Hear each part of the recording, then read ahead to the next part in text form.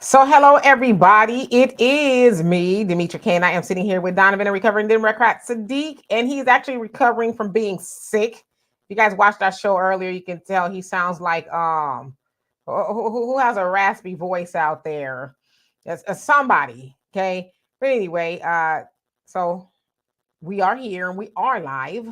The purpose of the Demetri K Show is to promote Black love, knowledge, and understanding of all things that go on in the Black community to make us an even better people with the emphasis on even because we are great people, but we can always try to do better. We're going to be talking about Black Chicagoans are sleeping on trains as migrants get assistance. Of course, I'll get a little bit more into that, but I actually saw this on Twitter. I was like, okay, well, I'm going to switch gears a little bit because we're going to talk about something a little bit more on the trivial side. But I decided to kind of switch it to make it a little bit more important. Of course, like I said, big hello, thank you, and welcome to YouTube, Twitter, Facebook. You are the other side of the conversation, and we often share the link here so you can come up and voice your opinion. If you like, the only thing I ask is that I see your face if I have not seen you on here before, just to make sure there's no shenanigans involved. Also, if you do not have anything pertinent to add to the conversation, when and if we do share the link, please do not click the link. We want to save it for people with an opportunity to really add something to it. I'm also ask that you be brief in your commentary as other people would like to come up and speak their piece, if you will. Who do we have on here? Robert, you said, yeah, it's bad here in Chicago with the homeless Black people sleeping on the trains. Them folks put Black folks out of the airport, but allow migrants to fill it up. Yes, indeed. How you do, honeydew? He says, I bet he see y'all in a few. Oh, okay. Hello, Thunder. How you doing? And Troy, what's going on? Think Tank, how are you? Said, damn shame they should go there to tent and be like, excuse me, Michael, how you doing? So Donovan, what's on your mind? I understand you want to really let us know something. Hello, Miss Tiffany. Yes, guys, welcome to the Demetri K Show. Please excuse my voice. It's bad. I get congested this time of year, but I'm good to go. Fever's broken, so I'm good to go. Okay, are you guys sitting down? I have a special announcement, an important announcement.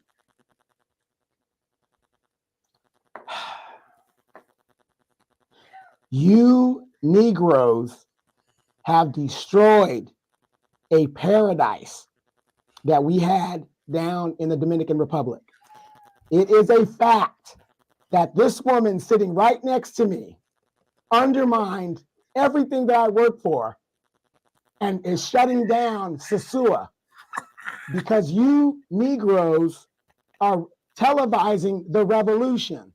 This is a real thing now. If you guys haven't picked it up, for those of you guys that have been over there and been overseas, they are cleaning up Sasua. And I think Demetri K, because some of the wording that I read sounded just like Demetri K. If you hit the lottery or if you find a gold mine, do you go out there and tell everybody where it's at and what's going on? No, you don't, because people are going to come and try to encroach on your stuff, right? But you Negroes, you young know-nothing fools, just gave us an L. And I'm mad about it. Matter of fact, I talked to my therapist over there. She says, yes, Donovan, I'm glad you're keeping abreast of what's going on in Dominican politics. But you guys have ruined it. And I'm pissed. I am pissed. Is that why you lost your voice? Because you was jumping up and down like Rumpelstiltskin, screaming and hollering? Demetri K writing letters to the prime minister and all that other stuff over there, giving video evidence, all of that stuff. Stop videotaping these areas where the women are providing services. Golly, you guys. So since we're on it, and who else came on here? Ironworks, how you doing? Said this is all done by design, as the U.S. government is deliberately wiping the collective memory of this nation by injecting foreigners into this land. Let's see here. Thundy said Democrats are in trouble this election cycle. And Lynette, how you doing? Says Black First from Montgomery, Alabama here. Brother Don, how are you? Mr. Cass, how are you? All right, so Donovan, just before we get into it, what was Sasua like, and will it be like, since you want to blame me for it? Well, Sasua was a Black man's paradise. We just loved it. There was beautiful women there, beaches, nice resort town. Brothers could come there and fellowship together and actually hug each other and love each other. But is that what y'all was doing? Well, yeah, that's what we were doing. It was a fellowship spot for brothers to go and pray, and, and strengthen our faith. Now what they're going to do is, Businesses that cater to the girls, certain businesses get a lot of girls, so they want to disperse the girls. And so they're going to move some of the clientele or the business women away from the city, away from Sosua. And it's really not Sosua as much as it is actually Puerto Plata, because people were complaining, the few people that were complaining of what was going on.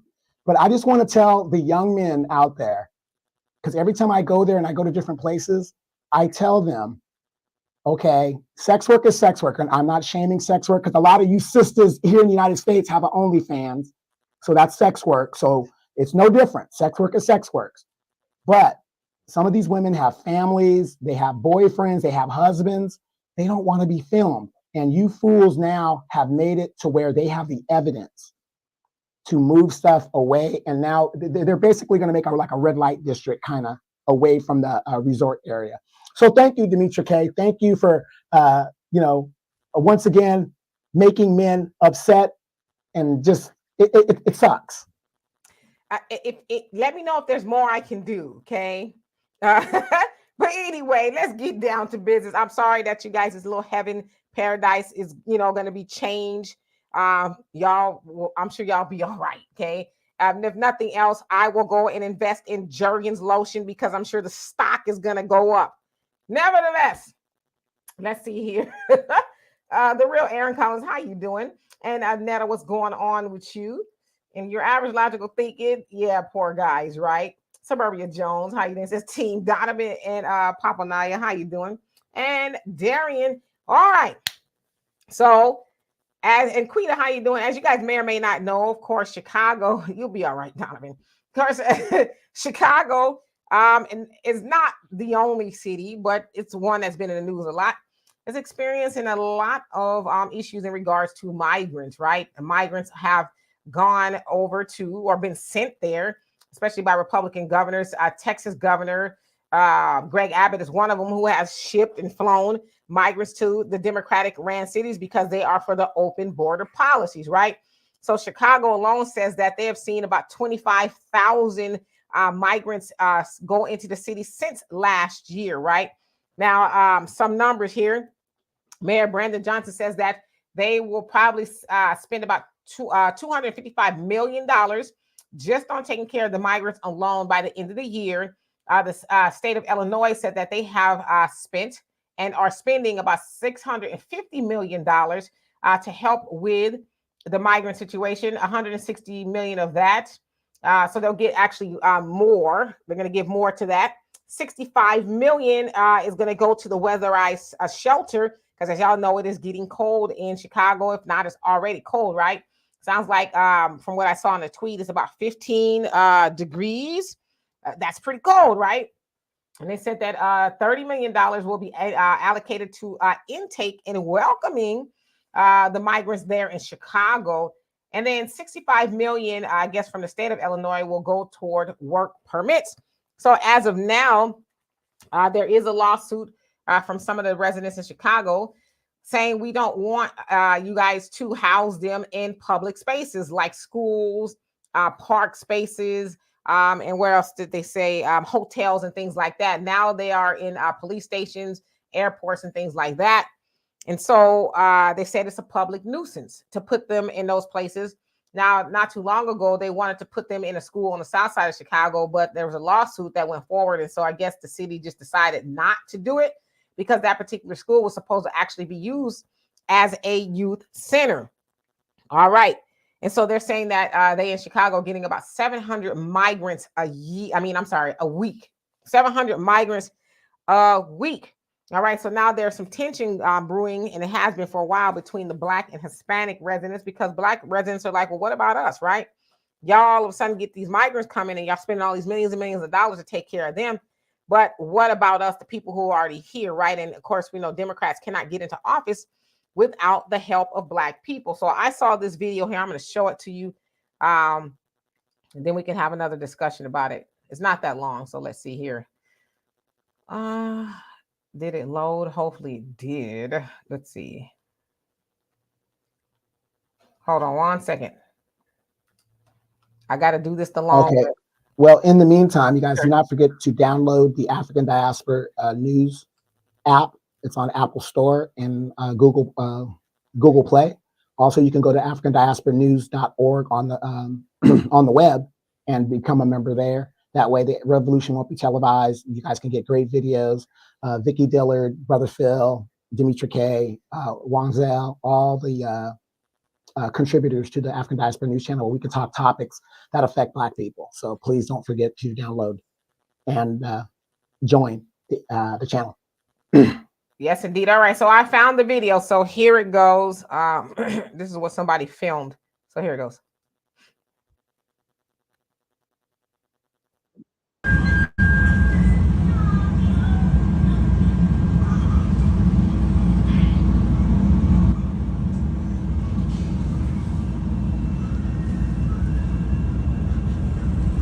Grand and State is next.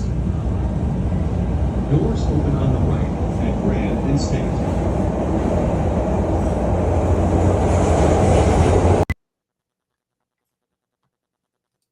So from what they're saying, that is predominantly homeless people, Black people that are sleeping there on the trains because it is very cold out there in Chicago. But they were making a point that there are homeless Black people sleeping on the trains because it's cold, but yet they in Chicago, the mayor and everybody else, and even the governor, Pritzker, they are spending all this money and putting forth all the effort to make sure that the migrants are taken care of, and that they are housed. And they said even for people who are migrants that may be living with somebody, they're also trying to provide for them so they can get independent, be on their own, and all that kind of stuff. So it's definitely a conversation that needs to be had, but more importantly, how do we help our own people? That's the conversation we need to be having, because clearly the politicians, the Democrats, whatever, because that's who runs Chicago, they do not care about Black people. And I would venture to say they don't care about Black people anywhere, right? But they sure did use Black people to get them in the office. And then it's a blatant disrespect to help everybody else while you have homeless people on the street. Now, I did look to see how much Chicago was spending to help the homeless, and I really couldn't get a good number.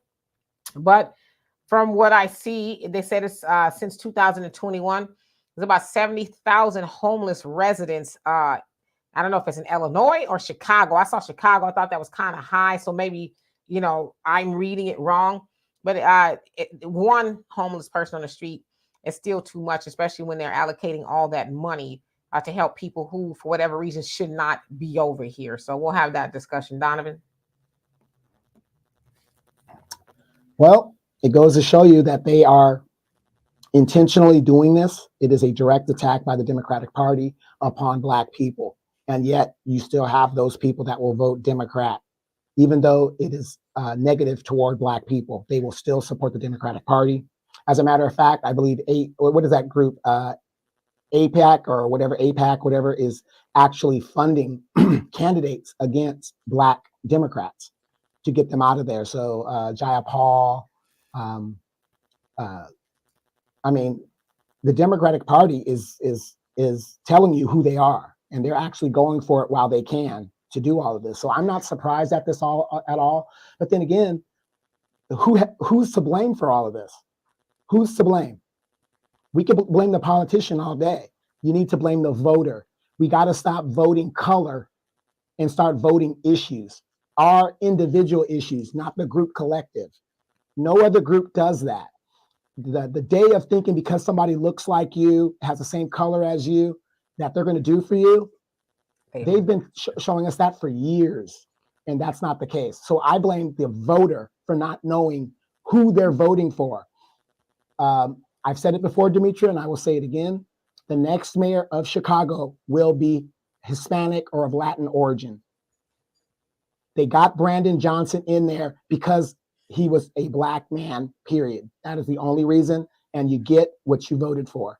You got to vet these people. Stop voting identity politics. That does not work for us. You vote your own individual interest. Dimitri and I are totally different in how we want to see things. But as a group, that makes us a better voting bloc because both parties would have to work super hard to get those individual votes from us. So I blame the voter. Yeah, absolutely. Thank you. It's definitely on the voter, because I mean, how many times do you need to see that the politicians, they don't mean us, especially as Black people, they don't mean us any good at all, right? Of course, they'll pretend, from what I understand, with Mayor Johnson, he was supposed to be looking out for Black people and all this other stuff, and he wasn't in there 2 seconds before he got the lion and taking care of everybody else, right? And so, as I said, I don't live in Chicago, but if I were you guys, I would do my best to either try to start a recall, which I know is expensive, or next time, he's up for re-election, be like, nah, don't even put your signs up, bruh. We're not going for it, right? But we see now that the residents of Chicago, they really have been awoken, if you will, to what is going on, and they're very demonstrative about not liking what is going on there. So, big ups to them. Renz, how you doing? He says shameful and sad illegals get and legal citizens get the got you. You can't make this make sense. Got you. Hey, And can I ask a question for the listeners? Please show me a Black politician anywhere that has done anything for the Black community. I can't name a one. Show me a Black politician who has done anything for the Black community. You had a so-called Black president, African president, that looks like us, 8 years in office, he didn't do one thing. So please show me a politician that has done anything for Black people. hello, Tammy Love, how you doing? Michael, you say, I hope that the Black Chicagoans stay warm. At the same time, they need affordable housing, rental assistance, checks, and protection. Yeah, but they're not getting that as much because they are giving it to the migrants, and they're really taking care of the migrants. And let's see here. Somebody said something. Yeah, and I just want to acknowledge, Marion Barry, he was excellent for DC. I'm talking about right now, not the ones that have passed or whatever. We're talking about. Oh yeah, I know what you're talking about, because I can think of a few, but I know what you're talking about. Brina, how you doing? Says the immigrants in New York won't stay in the shelters; they want to be in the hotels. Yeah, and that's what it sounds like is going on in Chicago. I think I heard is it New York that even for the hotels that was for the veterans, some of those veterans are being put out because the hotels can get more money to house the migrants. So that sucks. All right, so let's see here.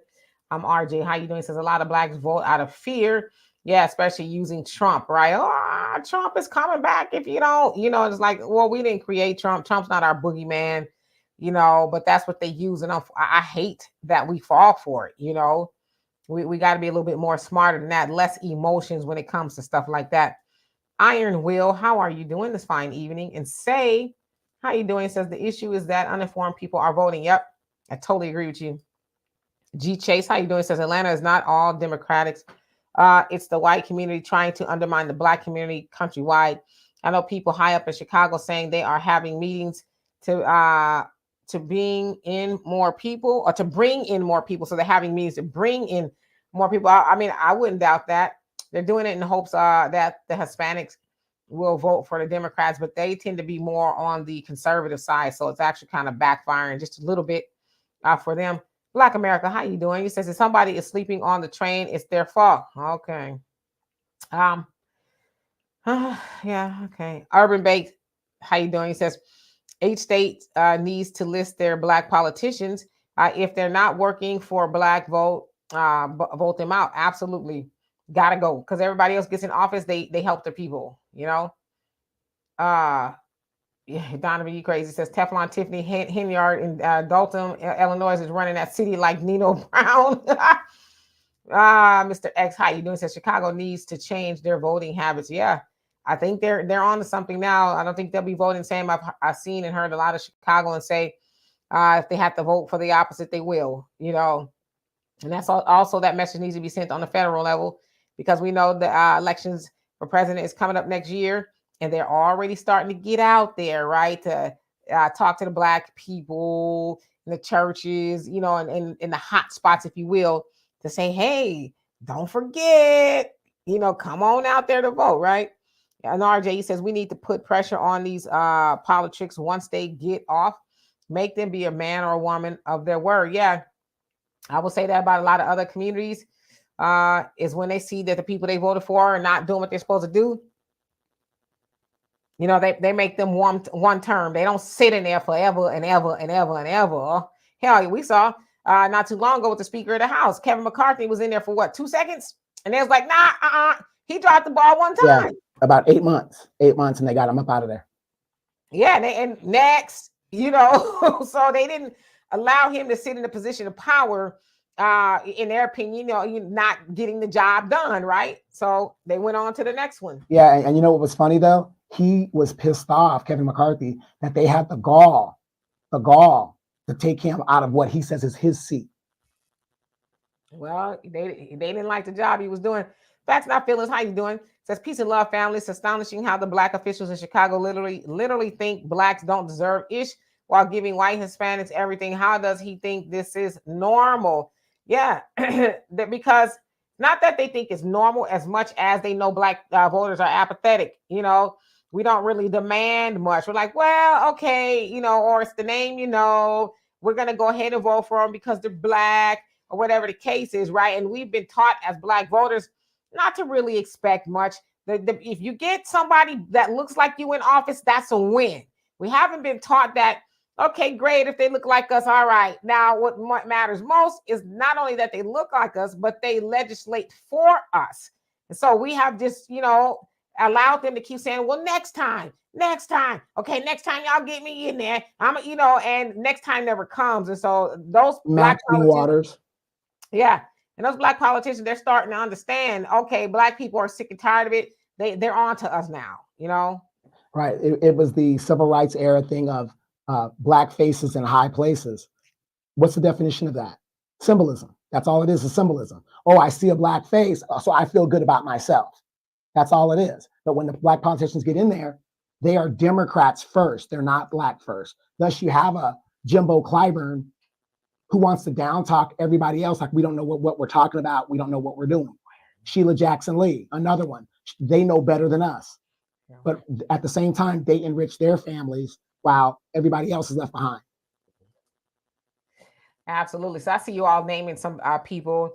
Adam Clayton Powell Jr., of course, that was so long ago, but he was definitely for black people there in Harlem. Of course, they did a number on him to try to, you know, dirty up his name toward the end. But yeah, Adam Clayton Powell Jr. was a real one. Okay. Pop, how you doing? Let's see here. Brina says, I don't want to pretend like I even know. Donovan, I've been too uneducated about politics in the past. Yeah, and the sad thing is a lot of people have, and look at the result because we're not paying attention. This is what happens when you're not paying attention. How is it that these migrants could come here and within 5 years do better than black people? Ask yourself that. I mean, even if you're just a little kid, how does the Vietnamese kid who just got flown over here in the 70s can do better and surpass you within 5 years? The government gives them all of the resources that they need, but you and your family have been here since the soil. Hello, Aaron. So, Mr. X, I saw your comment. It says, stop calling them migrants. They are illegal aliens. We cannot use that terminology here on YouTube for a whole host of reasons. So we don't use that terminology, but migrants work just fine. You know, and that's why it's important too for y'all to go on over there to the africandiasporanews.org, sign up for the, it's actually not even a sign up, it's an investment. Invest in the app. And that way we can, you know, speak a little bit more liberally than we can over here. But see, the problem with us is, and I hate to say it, but I love y'all. We complain about other people's platforms and what we can and cannot say. But then when we tell y'all we got platforms of our own, you know, well, I don't know about that, or I think about it and all that other stuff. And so it's like, as soon as we, you know, build up enough people to over there, then, you know, y'all won't have to see us on here as much. But I'm just putting that out there, africandiasporanews.org. All right. Damon, how are you doing? Says sending positive vibes to all in the chat from, are you in Norway? Oslo, Norway. Miss Can Donovan, what you doing over there? You normally in Southern California. RJ, he says, where I'm born and raised, we had one of the first black mayors in Gary, Indiana, Richard Hatchard, and he effed our city up, but damn. Facts Not Feeling says, I said it before and I say it again, the same corrupt black dictators who are running some African countries are the same corrupt dictators who are politicians in black neighborhoods. Yeah, you might be onto something. Elton, how you doing? Says Warren, they were just want to be acknowledged and I feel good. Sorry for the space in response. Okay. Yeah, talk about the civil rights era people. They just wanted to be acknowledged. I want to be able to drink in a white water fountain. Hell with all that crap. I want to be able to take a dunk next to a white person in a public bathroom. That's what they fought for, recognition. They wanted to be recognized as men and women. But like Demetra always said, you got to be first recognized as a human being before anything else. But that's what they fought for. Yeah. Michael, he says migrants prefer staying at the hotel over staying at shelters because they know that they will have control in their housing. They don't have to deal with rules and regulations. Yeah, I've never stayed in a shelter before, but I know people who have, and it is a lot to deal with. But it's like, well, I mean, you were sleeping on the streets before, you know. Now you want to say, oh, I want to be in a hotel. Well, me too, you know. Tammy Love, he says, I had no idea Donovan liked black what? Black cats. He has two black cats. So no, one black cat in a tuxedo. And that's all a tuxedo cats, black and white. Shiloh, how you doing? Says, can only city mayors be recalled? Information is so powerful. Methodology specifically. Let's spread the word on how and when recalls of city officials can be done by the people.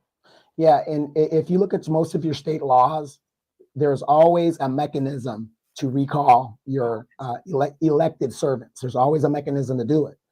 The problem is sometimes it takes a big number of people to do it when you got to knock on doors.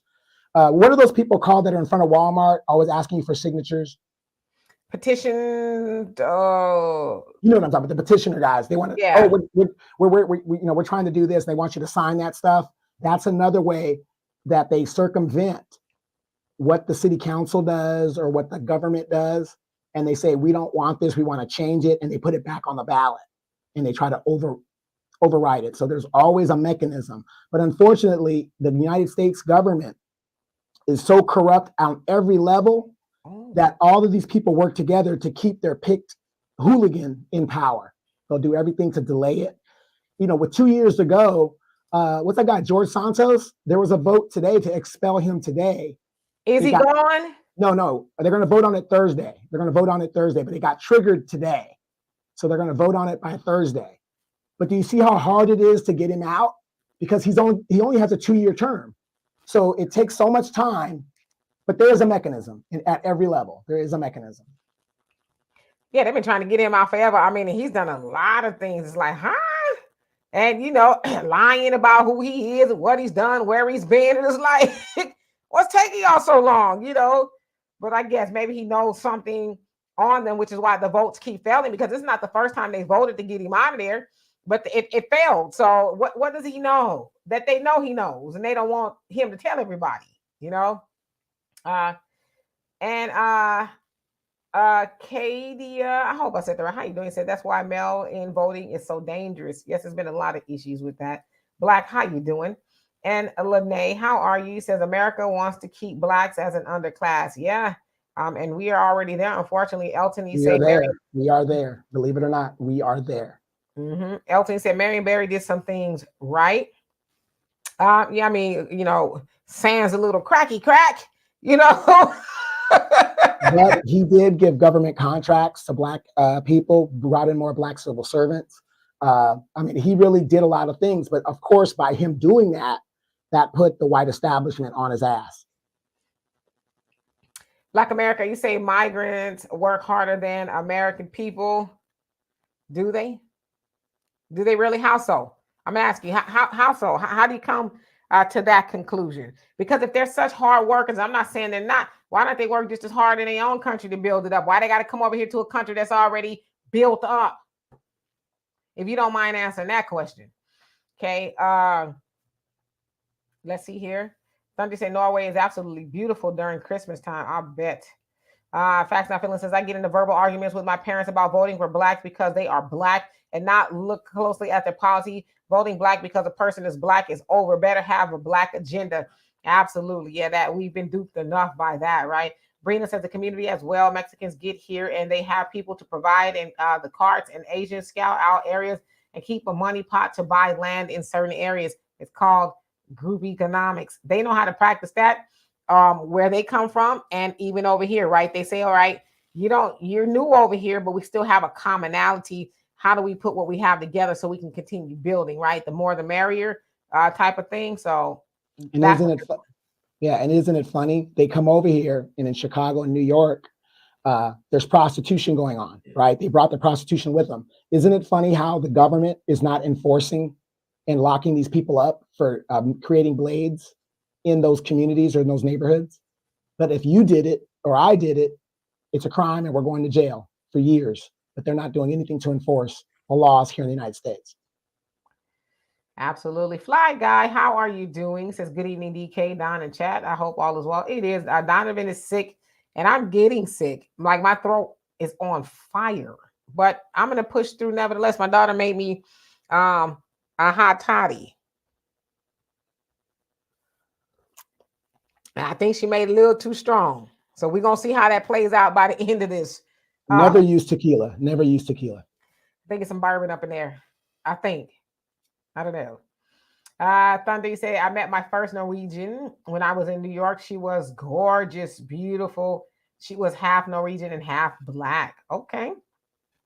All That's right. that Now, American soldier democracy at work right there. That right there. and Mr. X, you say mail-in ballots cannot be trusted. Honeydew says so. I was born on the south side, but I live in Philly now. All to say all those migrants gotta do is link up with the Chicago community and white community, and poof, black folks is already occurring.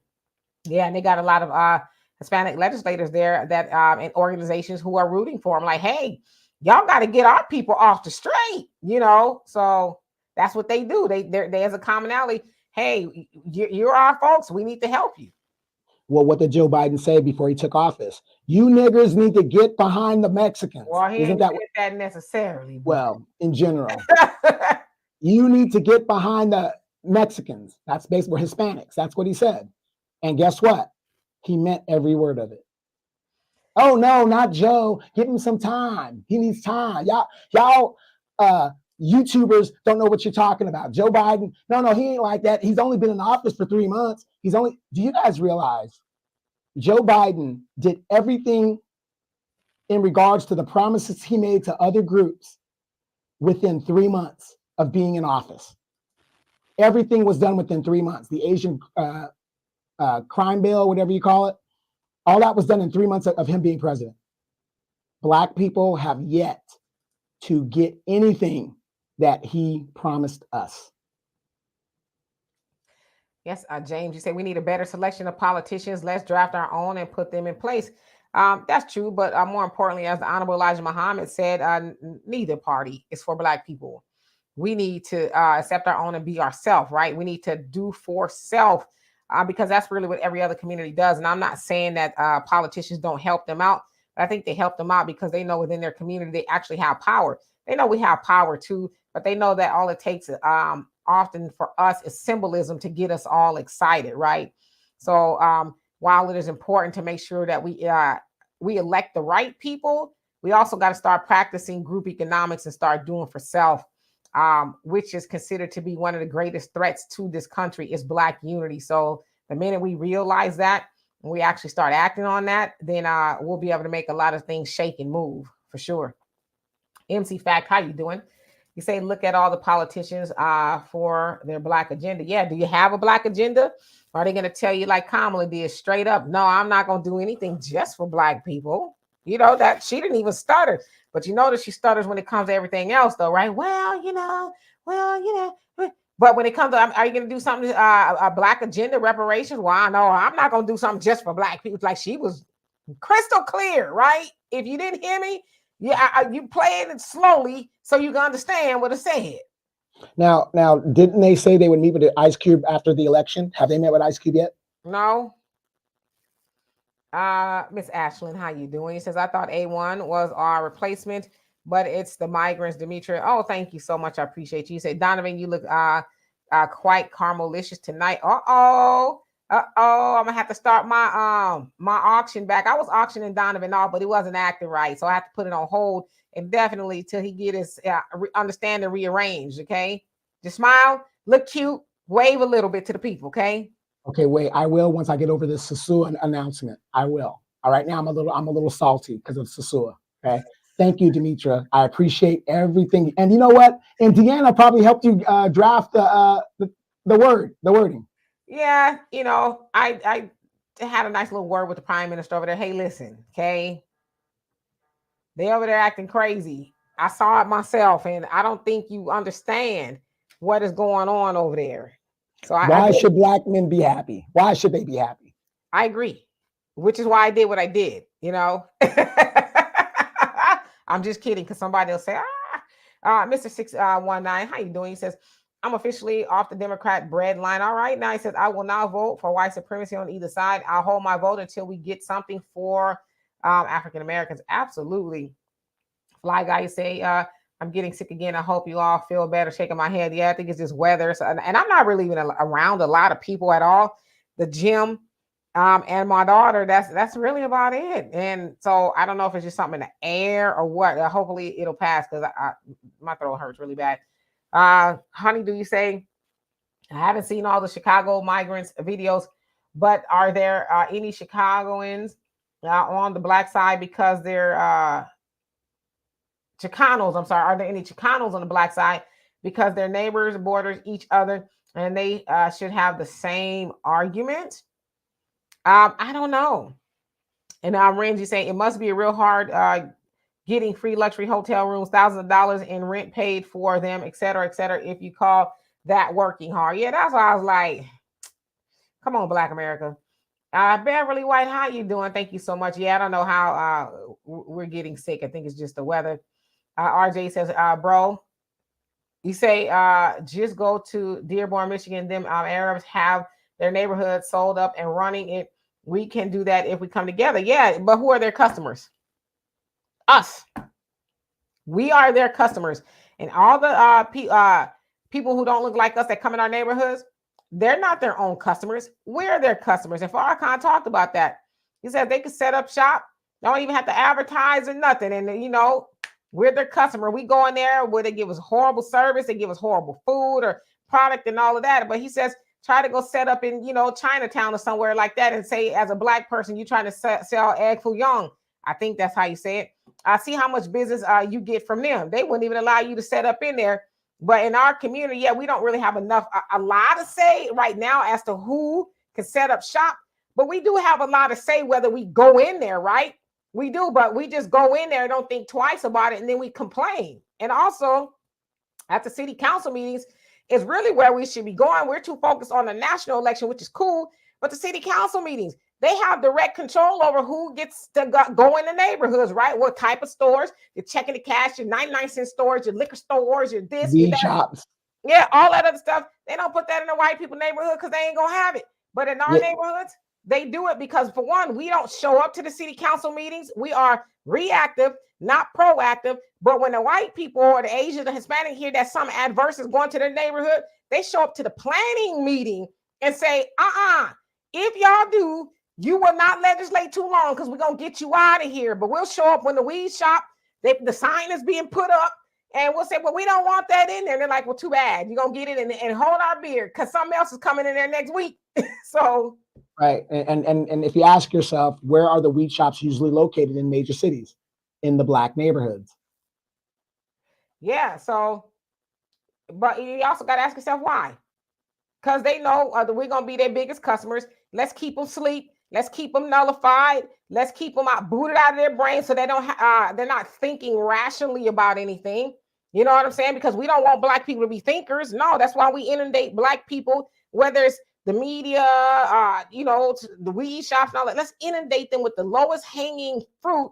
That way, they're not thinking about what we're trying to do to them or behind their backs and all that. Keep them talking about Sexy Red. Keep them talking about T.I. and, Blueface and, all the Kiki and her man, all the just the NyQuil for us. We got to be smarter than that. Right. Where are all the strip clubs located? in the Black neighborhoods, where anything that has to do with semi-negativity is in the Black neighborhoods. Simple. If a girl, and I'm not trying to be negative tonight, if you're on Section 8 and stuff or doing all that other stuff, you're a single mom and you're getting a voucher or whatever, and you're taking the easy route, least resistance, you're working at the strip club, you could walk to it. Usually where the project was, the strip club was like a couple of blocks down the way where the girls didn't even have to have a car. They can walk to it. That's done by design. And you will never know that until you go to city council. Demetra and I were at a city council meeting. A lady named Miss Jackson came in. She was raising holy hell. But guess what? The vote happened 3 months prior. Where was she at? It's a little too late to come in here and holler and scream now. Miss Jackson. That lady, boy, is a trip. I was like, wow, she's really mad. But, I loved her passion. But like you said, you should have been at the planning meetings when they was talking about putting that stuff in your neighborhood, But that's kind of our thing. We're too reactive and not proactive. And real quick, I know you guys are working and you can't make the city council meetings. They do that by design, the hours of the city council meeting. But that's still no excuse, because you could email your complaint to your representative, to the mayor, to the city clerk, and get it on record. You don't necessarily have to be there. There's too many devices now to where you should be informed of what's going on in your city. You got the city channel, you got internet, you got all these things that are going on, and yet Black people sit there ignorant as hell, and then wonder why they're getting gentrified out of their areas. Sad. Yes, indeed. OG, how you doing? He says the closer they get to the election, they'll start calling Ice Cube. And you know what? Ice Cube won't go. Ice Cube was like, I'm done. Y'all, ran me down, talked bad about me, and all kind of stuff. So he says, basically, I'm going back to what it is I was doing, which is pretty cold, because Ice Cube didn't need to do that. Ice Cube, his family is set for generations to come.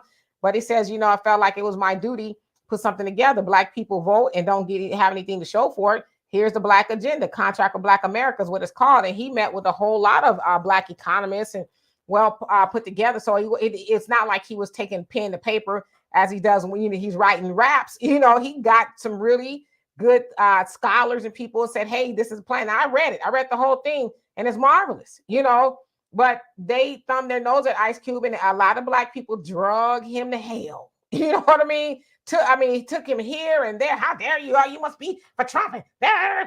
Just like a rabid dog would do, like red meat. That's how they did Ice Cube. So if I was Ice Cube, I would give them a finger, and y'all can decide which one that is. If I was Ice Cube, and let's see here. Mr. 619 says, what will it take for Ham Hawk Martin? I know you're talking about, to bring y'all on his show for a debate. I would say this. I don't think that Roland Martin wants to bring us on for a debate now, because what I've seen Roland Martin's debating style, and he's very knowledgeable about history, this, that, and the other, but he does a lot of screaming and hollering and all of that. But he will never debate people who will be able to pull his card and be like, yeah, all that stuff is nice, the history lesson stuff you're giving these people. You sound like the smartest man in the room, but why don't you ever address why the party that you are a lapdog of, why don't you ever address that, why they're thumbing their nose at Black people and doing everything for everybody else? He's never going to answer that question. He's going to loud talk, scream, all that other stuff, and throw a bunch of red herrings out there to avoid answering the question. So Roland, he knows better. As I said on Twitter, Roland knows better than who to bring on his show to debate. He bring the poo butts on there that really don't know much, and he can holler and scream, all that, but he ain't gonna bring no real live ones on there that'll eat his lunch. And case in point, Dr. Umar ate that man's lunch, dinner, breakfast, and every other buffet he'll ever sit down to. It was the most watched show I think that Roland has had to date. When he thought he was gonna bring Dr. Umar on there and dog piling with the other guests, Dr. Umar single-handedly, with one hand behind his back, ate all of their lunches. So I don't think he'll do that again. Yeah, and real quick, on Twitter, Roland cussed out Demetra K, and he cussed me out in some things that we were saying. So he knows better. He knows better. Yeah, he's actually blocked me. So, it'd be cute in theory. Norris, how you doing? He says, I think we're making ourselves a permanent underclass I am mad as hell with us for not using the powers we do have. I give up. Don't give up just yet, brother. We need you in the fight. Don't give up. Don't give up, because 30% of us are still doing well. And we have, it's very sad, but the 30% of us have a little bit more economic power than the 70%. So you need us 30% to try to right the ship. So don't give up just yet. We're not at the wit's end yet. Yeah, facts not feelings. You're absolutely right. He says black people love to go into other people's store and complain. It's disgusting. Yeah, they why you ain't treating me right? Well, why? First of all, why are you in there? Why are you begging them to take it? Take my money. I don't care how you treat me. Take my money. You the fool. You are the fool. And Uno, how you doing? He says, hi, Demetra. Everything you're saying is 100% facts. Well, thank you, and welcome. All right, let's see here. Let me skip on down. Black America, you say black people use all those things, weed, drinking, hair, stores. Yeah, we use them, but if we're going to use them, it should be bought from our own people, not other people, right? We should not have our money going into other people's community. They don't invest in our community. They don't. So why should we spend money there? We can build our own. But see, the problem is when we have people, our own people that build those type of businesses and stuff, we won't go in there. We'll complain, let them forget give you a napkin. Then it's, oh my God, don't eat over there. They, but yet the other businesses, they can beat your mama up, sell you rotten milk and meat, shortchange you and cuss you out, and you'll go back in there tomorrow. In fact, this is how gangster some of those people are. They know they can beat your mama up in them nail shops and or whatever beauty supplies, and they're not even scared of black men. Because back in the day, and I'm not saying all black men are like this. We know that brother Tyrone Muhammad is about that life, and I saw somebody said that he's running for Senate or Congress or something. Big ups to him. But they're not even afraid to do that to black women for fear of retribution from black men. Back in the day, they'd be scared to even turn the key again the next day. Like, damn, we did beat up somebody's mom up in here. We might want to let it cool off for a little bit. But they go back up in there, just coming back to work, turn the key and not afraid. But then the other side of that too is when you have your brother Tyrone Muhammad that, bricking their windows, right? Then the sisters get mad or mind your business and all that other stuff. So it's like, help him, help us, Right. And a lot of that, when the sisters get mad, is because they're got daddy, in some cases, got daddy issues or whatever. Remember that one girl that was cursing all those brothers that were trying to shut the shop down? And she was just going off, some light-skinned girl, but you could tell she had some kind of daddy issues or something. Thunder, I'm gonna leave that alone. I'll let the fellas answer that. Your average logical thinker says one day celebs are going to write a tell-all about all the proposals they received to create drama to distract people. I mean, they have fancy things, but records ain't selling. Make it make sense. Yeah, you notice a lot of celebrities or even blogs, the black blogs, they're even, you can tell, very one-sided. So it's like, are y'all getting paid to push this propaganda? Y'all was just talking about who Cardi B was, messing with a couple of days ago or whatever, but now y'all all off of the politics. Like, do tell, how much did y'all get paid to do that? So absolutely. And Mr. 619 says, I would pay to see Roland Hamhock Martin bring Philip Scott on his show. As I said, Roland knows better. He knows just who to bring on there and who not to bring on there. I'm gonna tell you right now, I bet you $1 to a donut. And if he does, I'd be surprised. He will not ever reach out to Brother Phil. He know better. He ain't gonna do that. Trust me. He know who to bring on there. And tear up on his show, and then people, yeah, get him, Roland. Oh, you really taking him to school? But Roland ain't gonna answer. Roland, can you explain why your party has neglected black people? Well, and I'm gonna tell you what Roland's gonna do. He gonna bring up something in the infrastructure bill and this or that or this or that or this or that, but not gonna tell you nothing specific. And he's not gonna answer as to why they are legislating for everybody else but black people. The group of people who make it possible for them to get in there whatever position it is, and we make it possible. But he will never answer that. He'll go on do, like I said, his red herrings and all the other things, and not answer the question and make it seem like he said something. But he know better. He know better. Let's see here. And Cutthroat, Naj, how you doing? He says Hamhawk isn't trying to debate anyone. No, he's not trying to debate anybody serious. Yeah, and RJ Dumar Johnson. Oh yeah, that was a classic. I've watched it probably 5 or 6 times myself from beginning to end. I mean, it was just a classic of how you handle people. See, Roland thought he was going to get a got you moment. He thought he was going, sucker punch Dr. Umar. Umar was like, first of all, who are you talking to? Who are you talking to like this? And then he got, see, what he did to Umar is what he did to me. Because I said, oh, look at Roland up here talking to me like an N-word on the street. And he's like, oh, I don't tolerate the use of the N-word. So he did the same thing to Umar when he said, call them, raccoons, for lack of better words. Oh, I don't allow that. But it's like you just allowed those people to talk all kind of crazy to him. You don't allow it because Umar is eating your lunch and you don't know what else to say. So now you're going to try to say, oh, you're hitting below the belt. Stop it. Yeah, but if y'all haven't seen that one, check it out. Angela, how you doing? He says Cube did his part. He doesn't have to do it all. Yeah, I mean, damn, at some point in time, we should help, right? Moni, how you doing? Says much Detroit love, Demetria, and my gorgeous brown sugar boo. Donovan, you can come to Detroit and keep me warm with some beautiful brown sugar anytime for Christmas. You know what? I got 5 on his Spirit airline ticket to get him there. I help him get in there. Let's start a fund to get Donovan over to Detroit so he can be booed up for the Christmas season with Moni. I think it's about time. Michael said, Demetria and Donovan, I read Ice Cube's plan. I agree with certain aspects, but I have some questions other than that. I was very impressed and excited about his plan for Black America. Yeah, it was really good. Fly Guy says, Roland Martin screams and cuts you off as well. I like that he's knowledgeable, though. Yeah, he's knowledgeable, but, you're knowledgeable and you're not answering no questions. That's he's selective. He's selective knowledgeable. Yeah, we don't care about who was president in 1872. We care about what the president in 2023 is or is not doing for Black people. But see, he won't answer that. Stephen, how you doing? You say hello, Demetria, and hello, Donovan. I love you two together on a subject of interest. Well, thank you, and thank you so much for being here. Miss Tiffany says Roland is a narcissist, you think?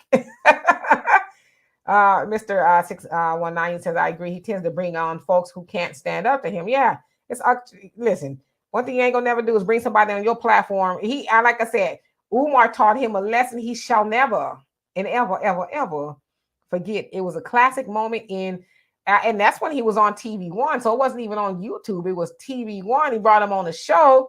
And man, when I tell you, Umar kicked his backside all the way in, it was a mess. And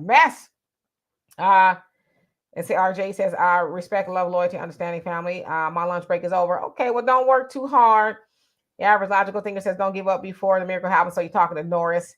Uno, he says, exactly the disrespect. You leave the establishment and take your money somewhere else and never come back. I have done this. Yep. And hello, Sagittarius goddess. Black America says, if Black Americans vote for Republicans, what do you think they will get? I don't think it's necessarily that Black people are voting for Republicans. I just think that because Democrats know that they cannot win much of anything without the Black vote, it's like, well, I may vote for somebody else, even if it's as a protest vote. I've talked to a lot of people who said that I don't necessarily like Trump, but I will vote for him as a protest to show the Democrats that you cannot just assume my vote and not do anything for it. You do it for everybody else, but for us, so yeah, I'll vote for Trump. Not a big deal to me. Yeah, and if you think about it, the Republicans don't depend on the Black vote. So it doesn't matter if Black people vote for them or not. They don't depend on the Black vote. So if the Democrats start losing Black votes and some Black people start voting for Republicans, that's a plus for the Republicans. But it definitely will show the demise of the Democrats. They can't win. Absolutely. Your average logical thinker says, I drove 50 minutes away to Baltimore to a patron, a Black-owned business. It was closed. Beauty supply open here, and they close more than open. If they open, just being honest. Yeah, see, that's the kind of stuff, too, that we need to work on. We need to work on being more efficient as Black businesses. Black businesses cannot assume just because I'm a Black business that Black people are going to come to me regardless of how I treat them, right? That has to be fixed. Moni, you say, it's like politics with Tabitha. She brings up some good stories, but she's a diehard Democrat. I'm not for her, for neither, never voting for 45. And what do you think about that? Well, I mean, it's your right to vote for whoever you want, But as I said, a lot of people said they're going to vote for Trump because it's a protest vote. Thunder says, yes, you're right, Brother Don. We must stay focused. All right, so let's see here. Michael says, Donovan, a white Democrat, is a quarterback. He who needs his offensive lineman to protect him. He doesn't care if they get injured. He knows that he is not vulnerable to injuries. And Steven says, just like the folks put a side over 1+ billion for them migrants, but nothing for the grassroots. Absolutely. And they know that in the past they've been able to do that because they're like, well, what are black people going to do? They're going to get mad and then they'll be right back into the voting booth voting for us. So that's kind of our fault, right? Yeah, average logical thinker says that Umar Rowland interview was iconic. Yeah, it's Umar. He didn't even break a sweat at all. Facts Not Failing says, you know why they Asians not scared to come back to the neighborhood after beating up a black woman, because they know those same black women will be right back in the store and won't accept black men's defense. Yeah, that's largely true. I agree with that, and it's sad. I mean, we've seen it in real time where brothers have tried to defend the sisters, and the sisters are like, "Are you kidding me? They're having 50% off of wigs," you know. So yeah, it's like I said, you should rather be bald headed than to have a black man out there defending you and you standing in line to give them more of your money after they didn't, beat the hell out of one of the sisters. It's like, what's in the wig? Like what kind of wig is this? Shameful. Those will be the same ones too. It's, they get roughed up on the block and those same brothers stand around and say, well, I will help you, but the way you cussed me out last time, I'm gonna pray for you. Then you be all, talking about they stood by, didn't even help me. It's like, well, you can't just really pick and choose when you want help, So, Easy, how are you doing today? Yeah, I'm gonna give $5 toward Donovan's Spirit ticket to get to Miss Moni. I mean, come on, Spirit. You can't at least get me on Delta. And what difference do it make? It's in the air. It takes off and it lands. I mean, I'm about saving money. Don, you say the criminal elite of Latin America are in cahoots with Anglo-Americans, with replacing FBAs with Hispanics. Our black leadership just playing along, just as MLK was with integration or else. Absolutely. That's exactly what they're doing. And I often think of the big six when I think about what our black politicians are doing. They pretend that they care, but they're taking a lot of money on the side to just pretend, right? Going back to, that's what they told the big six, MLK and them, go back to your respective organizations and, rile them up, but not too much. We don't want them to disrupting business or, white life, but, let the Negro think that there is progress on the horizons, which is why you hear a lot about, these blacks, these reparations studies, or we're studying, like now you're starting to hear about all these studies in all these cities and states and stuff. And, it's going to take them a year, all that. That's the keep them comfortable, keep them pacified, keep them thinking that something is taking place, just not right now, but it's that hope and pray, that hope and change thing, right? Obama had going on, never was defined, but a lot of us ran around, it's the hope you can believe in. It's the change you can believe in. And we're still waiting for that. Angela, you say none of the neighborhoods were informed prior to illegal immigrants placed in their neighborhoods.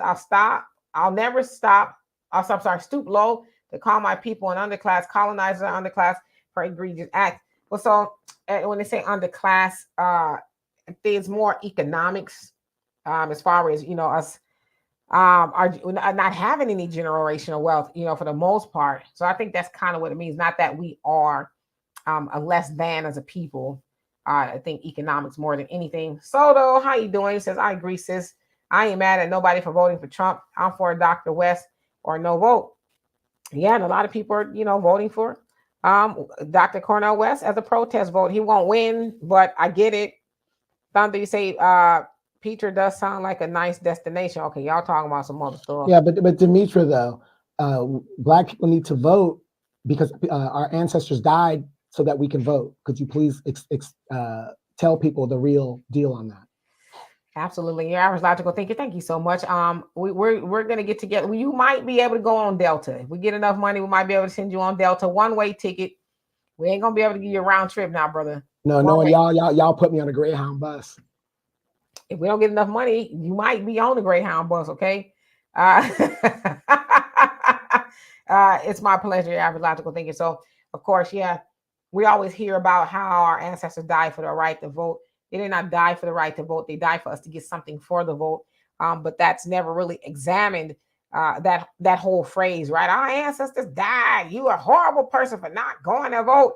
It's like, no, they want us to move the ball, regardless of what, whether we like what our ancestors did. As far as the civil rights movement, they did move the ball, right? But we haven't moved the ball since then. We just go in there and just vote just to get the sticker and say, I voted. I'm a part of democracy. All this other stuff. Great. What did you vote for? I don't know. I just voted all down ballot. Whoever was blue, I voted. Whoever's a Democrat, I just voted for that. Right. I'm going to stick out my arm. I'm going to take the infusion. I ain't going to ask what's in the infusion. I mean, I don't know if y'all saw that lady. Y'all know what I'm talking about with the infusion, right? She was calling it the infusion. She was, the white establishment put her up there on the podium and she stuck out her arm. I'm going to take but that's how we sound when we go say, I'm going to vote blue no matter who. I don't care who it is. I'm going to vote blue. And then you say, well, what did you vote for? Or like, how's that going to help Black people? Well, the Democrats are the party of the people. Really? Well, what have they done for Black people specifically within the last, let's say 2 years? Well, I don't know, but I'm just saying anybody better than Trump. Why? Why is Joe Biden better than Trump? Because Trump's racist. Is it not racist to create crime bills that disproportionately lock up Black people? Well, yeah, but you see what I'm saying? That's what you get. So those type of people, I don't think they should be able to go into the booth and vote. I think they should be banned from the booth until they understand what they're going in there doing. Let's see here. Lillian, how you doing? He says Chicago pastors let the legal trespassers stay at y'all church since y'all in your feelings. Chicago for real? So they stand up in the church now? Y'all show I actually did a story about that. I don't think it's out yet. But a pastor in Chicago talking about y'all need to get behind Mayor Johnson there in Chicago and what he's trying to do for the migrants. And I said, well, y'all need to stop paying tithes. Tell the pastor I'm not paying tithes and offerings off the table. Since and then I'm gonna take that tithes and offering to help myself. I'm not helping no migrants, and to see what the church can make it on without our tithes. That's what I would have said to him. See, but that's why you're going to hell. You're going to hell because you're not a Christian. Christians, we're supposed to look at our brothers and help them and bring them up. I honestly believe, even though I'm a Catholic and I'm a Christian, for Black people, Christianity is our kryptonite because they use it against us to shame us, to do things and put other people above us. We are not Jesus. We are not the apostles. We are regular people who want the same benefits as everybody else in this country. We built this country and yet we do not benefit. Absolutely. So Thunder say Spirit Airline stock price is about $10 a share right now. That ain't bad.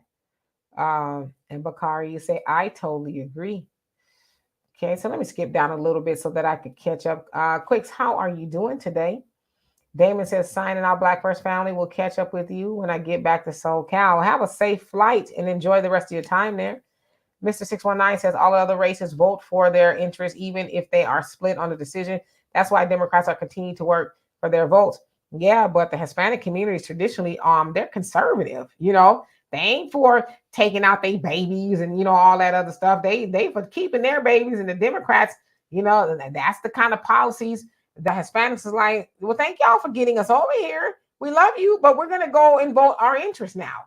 So right. Let me ask you this question, Demetria. Is the Democratic Party the Family Matters Party, the Family Values Party? Is the Democratic Party historically known as a family values party? No, that's the Republicans. Right, exactly. But yet we vote Democrat. Right. And believe it or not, Black people are conservative in nature as well. We are, but they get us on the touchy-feely emotional things of Trump may come back into office. It's like, well, Trump was in office for 4 years. Was the country as bad as it is now? Now, I know it was a little MAGA stuff going on. They had a little insurrection. You know what I mean?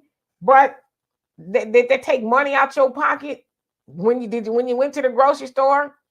Did you see the like, I seriously cannot go to the store. I would say in the last couple of maybe month or so, I haven't been able to go to the store and not spend $100 each time I'm there.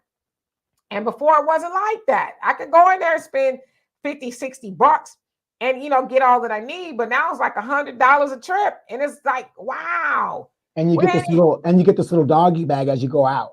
yeah, it ain't even that much stuff up in there, and I'm not even buying meat. So it's like, what the hell? So, but seriously, when Trump was in office, well, sans the insurrection and all that other stuff, what did you have more money in your pocket? Or does money not matter? Is it all about feelings? Because I'm gonna try to take feelings to the gas station one day and see how much gas I get. I'm gonna try to take it into Kroger and say, hey, I ain't really got a lot of money right now, but I got a whole lot of feelings. How much you get? How many grapes can I get with that? And they're gonna say, ma'am, security is on the way. Okay. We're gonna need you to escort yourself up out of here. Cut 30 says, I'm definitely doing a protest vote number 45. I'm a very petty person. Yeah, so a lot of people are on that page. MC Facty say, I keep hearing people bring up Cornel West, yet no one knows what his Black agenda is. I've listened to the West. I've researched him. Yeah, I don't know if he has a Black agenda either. I always hear him talking about everybody else. Yeah, no, if you look at his webpage, he has no Black agenda. It's an everybody agenda. Yeah, so, what it's like, Mr. West, what are you doing? Who sent you? What's really going on here? And then another question is, Cornel West is, 71? Something like that, 72 years old? 70. Mm-hmm. Where are our young leaders? Where are the young firebrands? How do all of these people that are our parents' age are still in power? It's crazy. And then if you are going to vote for Joe Biden, if you are, I want you to know this.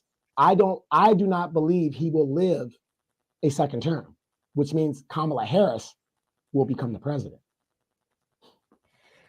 Yeah, Mrs. Tiffany, you say baby boomers will be the only ones voting for Biden. Yeah, and even some of them are waking up like, nah, I'm good. Yeah, this is a lot, because we see, I don't know if they're quite baby boomers, but especially in Chicago, there's a lot of elderly people out there leading the charge saying no more.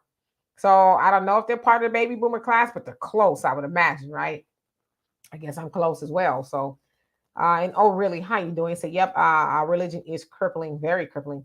Miss Ashley says, do you think the migrants was also brought here so Biden can get their dedication and vote for the next presidential election for letting them come? Oh, yeah. But it's not working. A lot of them are very conservative, because they like money as well. They getting the money from the Democratic Party, but they want a party in office that's going to help them keep the money and get more of it. So, and Shirley, how you doing? Says Biden administration commits over 1 billion to migrants while committing 0 to Black Americans. Yep, and bold about it, very bold. Like, huh? And even to this day, they need Black people to vote for them. They ain't said a peep about reparations. Right, but and you got to think about it. Who controls the House? Republicans. So white supremacy has to sign off on that as well. The Republicans have to sign on it as well. Both parties work for white supremacy. Yes, the Democrat, because Biden is leading the charge, but notice he says, I want $1 billion for this. They all fall in line to give him the money, all of them.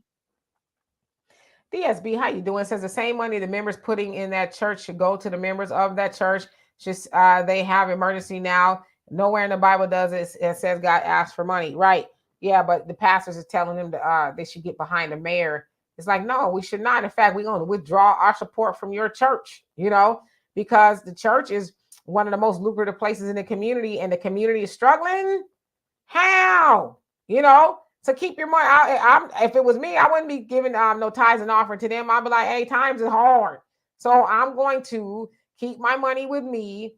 Because if you think about it, not all, but a lot of pastors, once they collect the money from Sunday, they go off to have a nice dinner with their family while you sitting at home talking about, let me rub these 2 beans and a piece of rice together, trying to make a meal. So yeah, keep your money at home until further notice.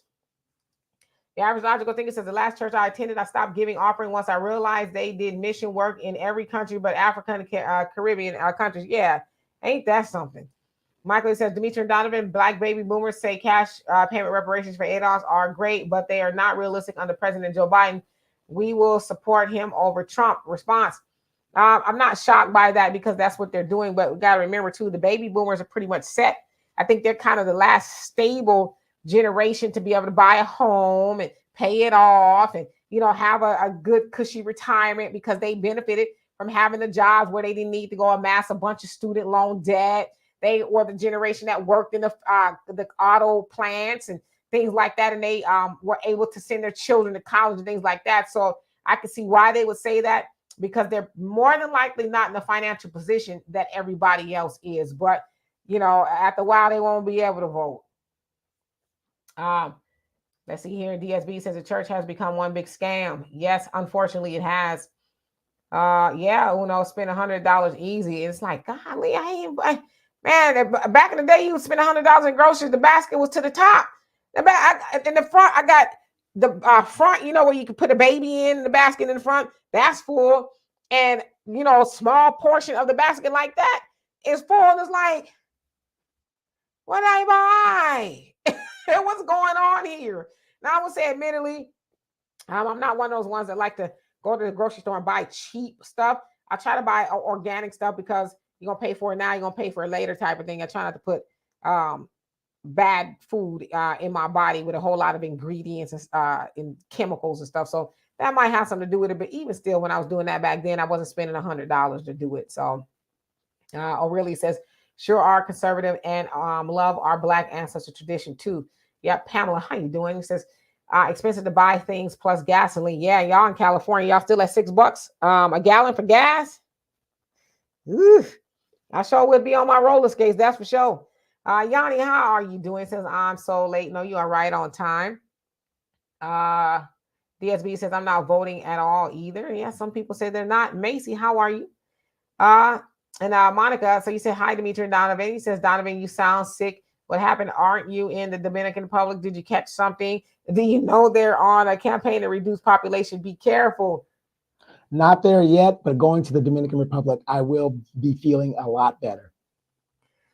Yeah, don't catch nothing while you're over there, bro. I will be legislating I'll be counteracting your legislation to shut down SASU and all that other stuff. And I'm going to talk to the prime minister and say, hold my beer, because we're going to keep this baby open. You remember those jails on wheels that they tried to snatch me up in? That's where you gonna be, okay? Hey, I want you guys to know Demetra does not support single mothers. That right there. She's not with the sisterhood. She is not supporting single mothers. I support single moms. Is that what you're doing over there? Yeah. Timothy, how you doing? Says, I've seen homeless Black men feet get completely frostbitten and have to get both feet amputated here on the south side of Chicago. He was sleeping behind dumpsters in below zero temperatures, but yet they're doing all they can to make sure that the migrants are warm and snug as a bug in a rug, while we got Black men having their feet amputated due to the cold. It's awful. It is awful. And everybody who is making that decision, they need to go. And it's low-key criminal that you abuse the people of your city that you're supposed to be helping, and you allow other people to come in. And Black America, I remember your comment, you saying that it's their fault or something like that for being homeless. Yeah, it's some people who are homeless, it's their fault. And some people are just fell on hard times. And there's a plethora of reasons why people are out there. But if you're helping other people who have come over here and they're not really supposed to be here, they should at least help the people who are here first. So yeah, they're homeless because it's their fault. Even if it's their fault, do they deserve to sleep on the street? Especially if they got all this money all of a sudden to help other people. But to hear that people are getting their feet amputated because it's being frostbitten, it's disgusting. What's sad is you go to their country and be a non-citizen and see how much support and help you will get. Zero. We've got US tax-paying citizens that are sleeping on the street. That's a national disgrace. And we're putting people who broke our laws up in hotels above those very people. That's a national disgrace. It is. Macy say, in New York City, the migrants have refused to go to tent cities. They're back in hotels. Why do they even have a choice? You can get back on the bus and, go back where you came from, but we want hotels. I mean, hell, I want a hotel every once in a while too, Well, I'm going to say this. In my city, I FOIA'd and publicly requested the status of the city. Are we a migrant city? Are we what do they call it? What's the word? Sanctuary city. Are we a sanctuary city? I think we are. However, what is the legal ramifications of that? because you guys got to understand, it's the federal government's job, not the states, to defend the borders, and these people come under that.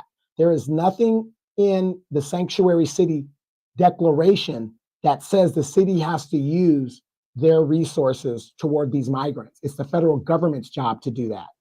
This is why Eric Adams keeps asking the federal government, we need the money, we need the money, we need the money.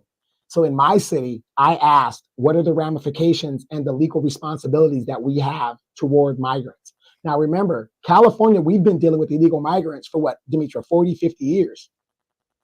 So this ain't nothing new to us. So again, it starts at your local level. Stop worrying about the federal level and what's going on in Chicago. What you guys need to do is FOIA your city and ask, are you a sanctuary city? Because when the migrants start showing up in your city and you haven't done anything about it to change the legal status of your city, it's going to be too late. Again, we are reactive, not proactive. Absolutely. Thunder says, if food prices are rising, wouldn't it be a good idea to start gardening in order to supplement our needs? If you were to start gardening, what would you grow? If I was to start gardening, and I need to, it's just certain reasons why I'm not doing it as of yet. But I would most definitely do some maybe romaine lettuce, some tomatoes. What else would I do? Maybe some onions, just to start, because I'm pretty basic when it comes to a lot of stuff. So I wouldn't grow stuff that I know for sure that I wouldn't eat. I probably do some bell peppers too. I like bell peppers, so stuff along those lines. But definitely romaine lettuce. Let's see here, Black America. You say they can't even vote in this country. Why do people think they are a voting bloc? Well, the migrants can't vote, but Hispanics that are citizens, they can vote. So they are a voting bloc. Right. And you got to, and see, and here's the thing, and you bring up a good point, Black America, but you see, you're worried about the people that are here now. We're talking about the tethers. They can't vote, but guess what? The next generation can if they're born here. That's what we got to look for. Like I said, again, proactive versus reactive. Trump, when he was in office, put out a thing to get rid of automatic American citizenship. That might be something we might have to visit, just because if you came here illegally and had a baby, maybe you shouldn't be an American citizen because you came here illegally. So that's another question for the Supreme Court or whoever. Absolutely. Hello, Brother Reggie. How are you? And I see some people saying that they are baby boomers and they're not voting for the Democrats. So yeah, a lot of us are just waking up. Average logical thinker says Black America has a great point. I wonder how many vote from unregistered voters, felons, and my immigrants get counted. Well, there's some places that felons can vote now. So let's see here. Janice, how you doing? Says, oh, it said I need to speak up about Black femicide rather. I speak up about it all the time. Now, I'm not one of the, and I've never seen you on here before, so welcome. I'm not one of those people, I say content creators that belabor one side or the other. I'm one of those people that say that Black men and women need to be kind to each other, because just as much as there's a Black femicide, there's also, I don't know, Black male side. There's Black women that take out Black men as well. We know that crime is about proximity. Now, is that actually a thing? I don't know. I don't know enough about it to say that is not, but I know that it goes on both sides. So, if it's something I need to do, I do it all the time. But I'd love to know what you're doing about it. But I'm doing exactly what I need to be doing. But thank you so much for joining us. Let's see here. Moni says, but don't forget about the same time we had a massacre with that thing. This is the same man that wanted to eliminate Obamacare that helped so many be able to get their teeth clean, get them repaired. Okay. MC Fact, you say, look up executive Dr. Cornel West on reparations 2023. Please research. Okay, we'll do. Let's see here. Oh, really? It says, how sad and discriminative to not help the homeless. Shaking my head. Very much so. Mr. 619, you say we can't even get qualified immunity. You think the black pastors and leaders would have a problem with this. Nah, they getting they palm grease. They get a little white envelope slid to them, so that they have their own agenda that they are actually working on. It just does not serve their congregation as much. Janice, she says, sometimes we don't take advantage of the perks. We have black men are notorious for burning bridges, especially with their children. So yeah, I'm not quite sure what's going on, Janice. But over here, we don't. We're not one-sided. I know that there's a lot of content creators out there. I'm gonna fix my mic because it's gonna get to acting crazy. There's a lot of content creators out there that sided. They talk bad about black men or talk bad about black women. I'm just not one of those channels. I'm about the unification of black people. So yeah, we're not gonna do that tonight. Let's see here. The average logical thinker says Donovan Candace Owens did have a point when she scolded blacks that don't even have a valid ID. Are you highlighting the questions? I don't see them on the banner. Oh no, I'm sorry. Here you go. Well, yeah. Again, everybody has some form of ID, be it a state ID, a driver's license, a college student ID. You could use that in some cases. So this whole thing about ID is another distraction to get black people riled up about, oh, it's racism not to let people vote. Again, I'm not saying that the election was rigged, but Democrats are notorious for stuffing ballots. It goes back hundreds of years of this country. John Kennedy, they said in Chicago, became president because the mobsters stuffed the ballots there. So, we really can't discount some of the rigging that has gone on. Look what the Democrats did to their own Bernie Sanders when he ran. They stuffed the ballots against him. They rigged the election against him. So everybody has some form of ID. So I don't see why everybody's getting upset. Nobody's stopping you from voting if you want to vote. Nobody's doing that. Please point out a polling place where they're stopping you from voting. Michael says, Dimitri, do you know how to cook Nigerian food because you are part Nigerian? So I'm Black American. I do have in my DNA Nigerian, if you will. But I am Black American. No, I do not know how to cook Nigerian food, but I would love to. I'm trying to think if I've ever eaten Nigerian food before. I might have. I know that I've eaten Ethiopian. Donovan, obviously we've eaten South African because we were there. But was there Ethiopian food, that one restaurant that was right across from where we were staying? I know it might have been. Don't get me the line. I think it was. I think it was Ethiopian. So I hope that helps. Lene says Hispanics generally vote Republican. Yeah, they're very conservative. Absolutely. Janice, you say rarely do black women kill black men. Yeah, Janice is a bot, a troller. Yeah, because I'm just trying. I went to her page. She's got 1 subscriber. She's a troller.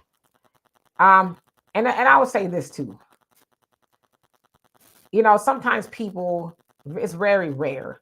They'll want me to speak out on one thing or the other, but your voice work. Your voice works just like mine. But like I said, and I've always said this, I'm not into the mess of what some would call the manosphere or the divestors. I'm not in that. I'm not in that at all. I never will and never have been in dividing black men and women. I'm one for unifying black men and women. See, I know there's a lot of content creators on here that got some of y'all heads so messed up into thinking that the black man or the black woman is your enemy. And I sure hate that for you. But that's not the case. And a lot of these content creators make you think that somebody else's man or woman would be better for you. That's not the case either. Because we read a lot of stories about things that are adverse happening to black men and women with, being with somebody else's man or woman. So as they say in the nation, accept your own and be yourself. Now, do we have issues in our community with one another? Sure. But it's something that we need to work on. But I would never, ever be remiss in thinking that I'm going to go and be with somebody else's man and get better treatment. That's just not going to happen. So let me skip down here a little bit so I could catch up.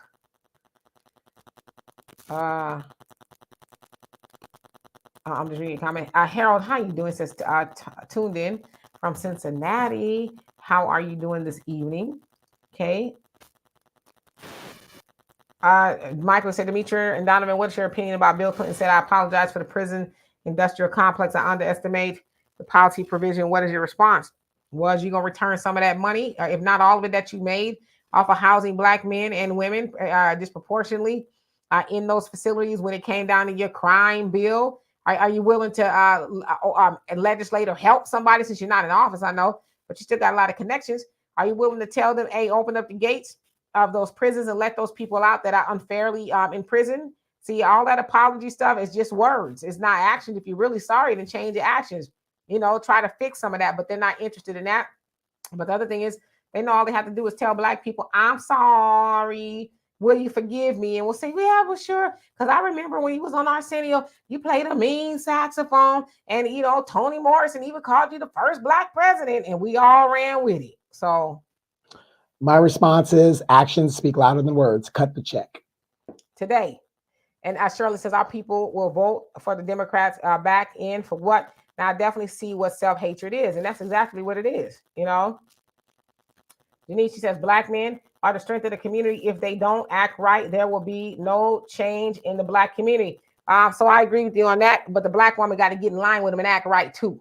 Because as we talked about, too, there's been a copious amount of brothers that have tried to help black women, especially when they got their asses beat in those nail shops and those beauty supplies by the Asians. And then all they had to do was put on a 50% off sale, and the sisters lined up around the block to get that. Even after one black man by the name of Tyrone Muhammad there in Chicago caught a case, but trying to, you know, stick up for the sisters that got beat up in that salon. And so, yeah, the black man does need to take his rightful place in the community and lead it, but the black woman need to get behind him and shut her mouth sometimes and say, all right, what's the plan, man? Whatever it is you got going on, I'm gonna do it. But see, the problem is, and y'all see, I'll be trying not to go there. I'm sweating. I don't know why. It's like 55 degrees here. The problem is sometimes is some of our sisters don't know when to say when. You don't know when you got a good thing going on, you see some of these brothers really trying to do the job, you don't know how to shut up. You hard-headed. Hard-headed, got too much to say. You think you the boss, you think you in control. And I'm not saying that you not or you less than, but sometimes you just need to button your lip. What are you arguing for? You know, you see somebody trying to do something right, say, all right, sisters, the rest of y'all, be quiet. We got a good man. He's leading the way. He's leading the charge. Tell the hen house to button it up. See, sometimes we got to learn how to button our lips. We talk too much. So while you talking about what the black man needs to do, and I'm only giving you this admonishment, as I give this admonishment to the brothers. We got the sisters. Y'all go get the men. We need to stay out of each other's business. See, Janice, you on here talking about what black men need to do, but I ain't heard you once say what black women need to do. How are you an expert on men? And I'm assuming you a woman. How are you an expert on men, but you ain't said nothing about what the women need to do? That's why I doubt your sincerity. I think you just in here throwing rocks and just aimlessly throwing rocks. Because what's your purpose? So let's see here.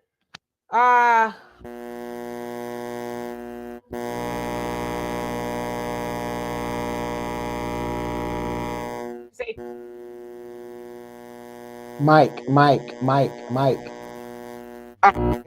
Touch my. Sorry. I'll take it over for a second, Donovan. Let me fix my mic. Right. Yes. Now back to Sasua. No, go back. Oh my goodness. Yeah, but you know, we don't mind a discord, but we're not that channel.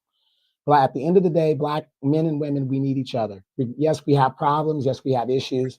At the end of the day, we promote togetherness because we are in the fourth quarter. We're on the 5-yard line. We need to make a touchdown plus a 2-point conversion just to tie the game, okay, to get into overtime. So we're not with that, men need to do this or women need to do that and all this other stuff. At the end of the day, regardless of my toxic masculinity, I am aware that I need my black women to stand with me or we will perish. Absolutely. Sorry about that. Nora says, how can we counter these voter ads that will be coming down the pipe next year? Any idea? just have knowledge. Just have the knowledge that combat it. You know that they're going to target, especially if you listen to urban radio, they already at it. Talking about you have all the Democrats on there talking about the Republicans and all that. We know they're going to do that. So just have the knowledge to combat it and say, yeah, okay, whatever, and don't pay it any mind. Well, Dimitri, I got a question for you. You're going to have these celebrity folks come out and speak. Your girl Cardi B came out and said she ain't supporting none of that. She said, "Don't come to me for nothing." What is your take in regards to celebrity endorsements? Well, Malcolm X said it so many years ago. They'll bring out the Black entertainer, comedians, athletes, or whatever to speak to us, but no other community looks to their celebrities as leaders. They do that to us because they know that but see, it's all by design. They got us in the feel good center, right? We like to be entertained. We like the entertainment aspect of everything. They know if they sell us entertainment, and we'll be happy with that. And so if it comes from a Cardi B, and back then it was a Sammy Davis Jr., Eartha Kitt, and people like that he was speaking of.